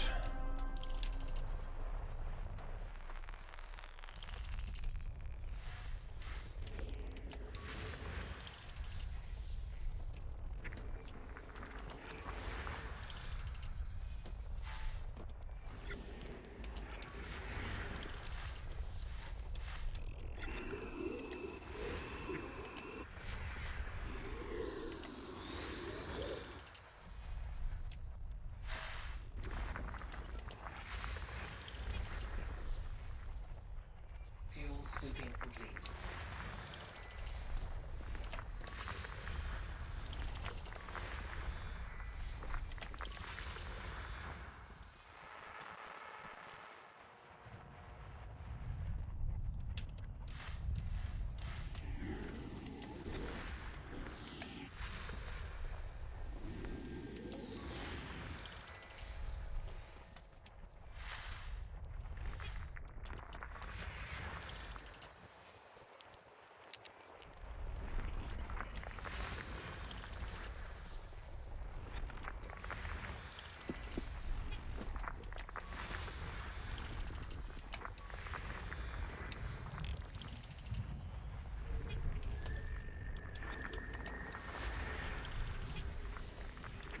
System scan complete.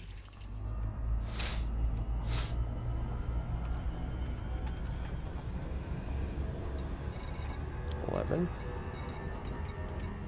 22, 33, 44, 45, 46, 47, 48, 49. 13.9, man. Look at that. 49 systems with 13.9. This is going to go off the chart. Check this out. All right, watch the spike in this. Right, like beforehand, the one that was at 0.002-ish was the top of the chart and looked more like that. But now it's just like skewed way back, shot way up. That's awesome.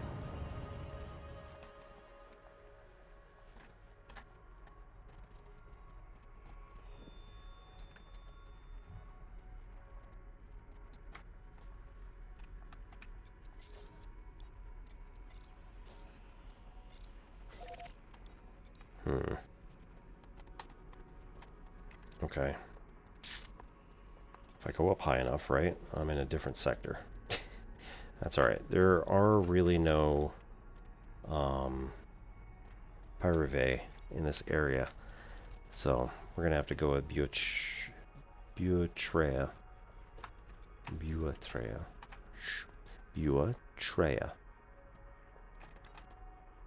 Something like that.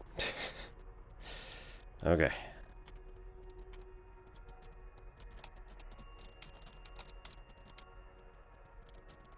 MI-V B43-8.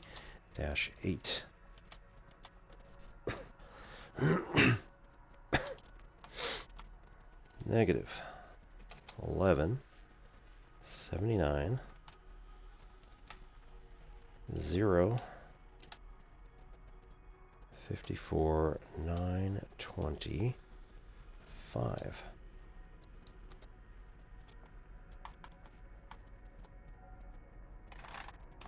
It is the next jump again. Frameshift drive charging. Nice. Alright, everybody, the last one.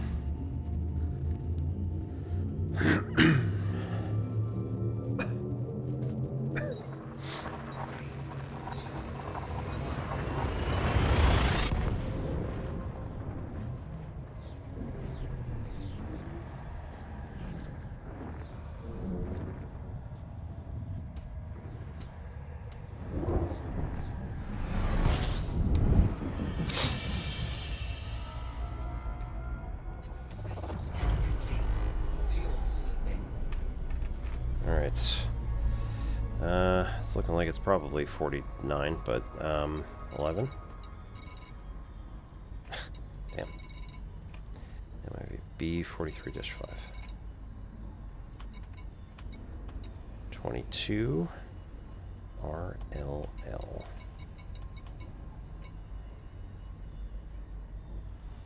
Fuel sweeping complete. Right, 33 KNV. 44, 45, 46, 47, 48, 49. Yep. Alright, ready? Here's another spike. Should come down a bit because this is only 18.4, or is as far out as 18.4 light years. So this should come down to almost the same level as the one at 100. Yeah, a little bit higher just because of the decimal. That is awesome. Look at that. 997 stars that we have seen on this whole list. Alright, now what we're going to do is we're going to take this data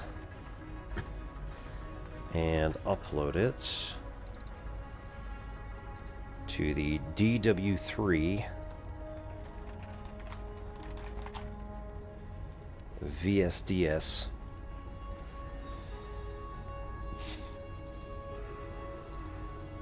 file server.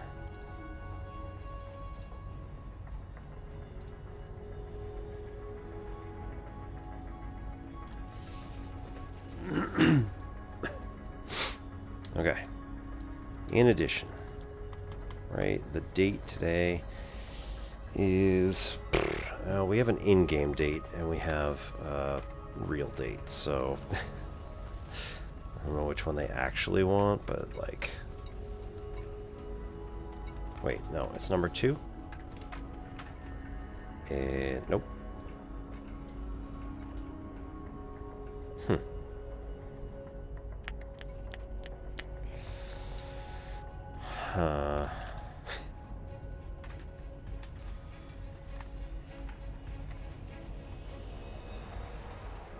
Alright, so then what we do is we break the filter. And we say, yeah, we actually want... Okay, there's only a star here. We want to still be able to see just about everything. We could also go up from here as well. And then start like discovering stuff for higher values, the positive values.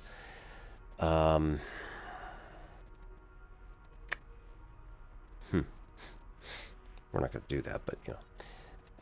It's just really interesting that...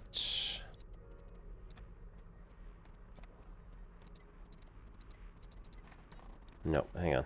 Wait. We want to go back to the ship. Here. 31 jumps. Right. We don't want to do that tonight. Let's go back to this ship. 6 jumps. Much better. So I'm going to make that jump. In the meantime, we'll find somebody for a raid.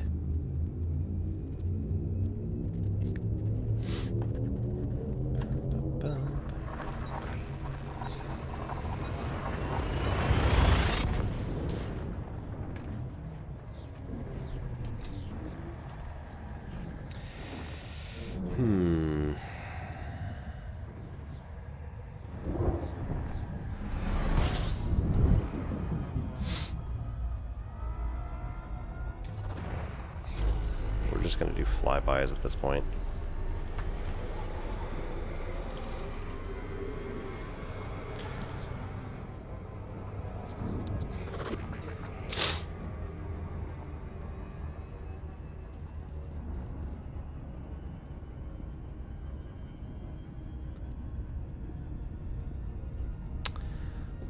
Let's go see Philanthropy. I don't know who this is, but he's just coming back to Elite Dangerous, doing laser mining, exobiology, and bounty hunting for a fleet carrier. So let's go head on over. Technically has mature content, so be careful. Alright, I will see you all on tomorrow for Against the Storm, probably, and then we'll try Monday for more mathy stuff, probably reading more papers, and then Wednesday for doing more calculation type stuff, cracking the GRE, and anything else anybody wants to talk about. So have a good night, everybody. My name's ObiPEZ. This is N Simplex Pachinko. Good night.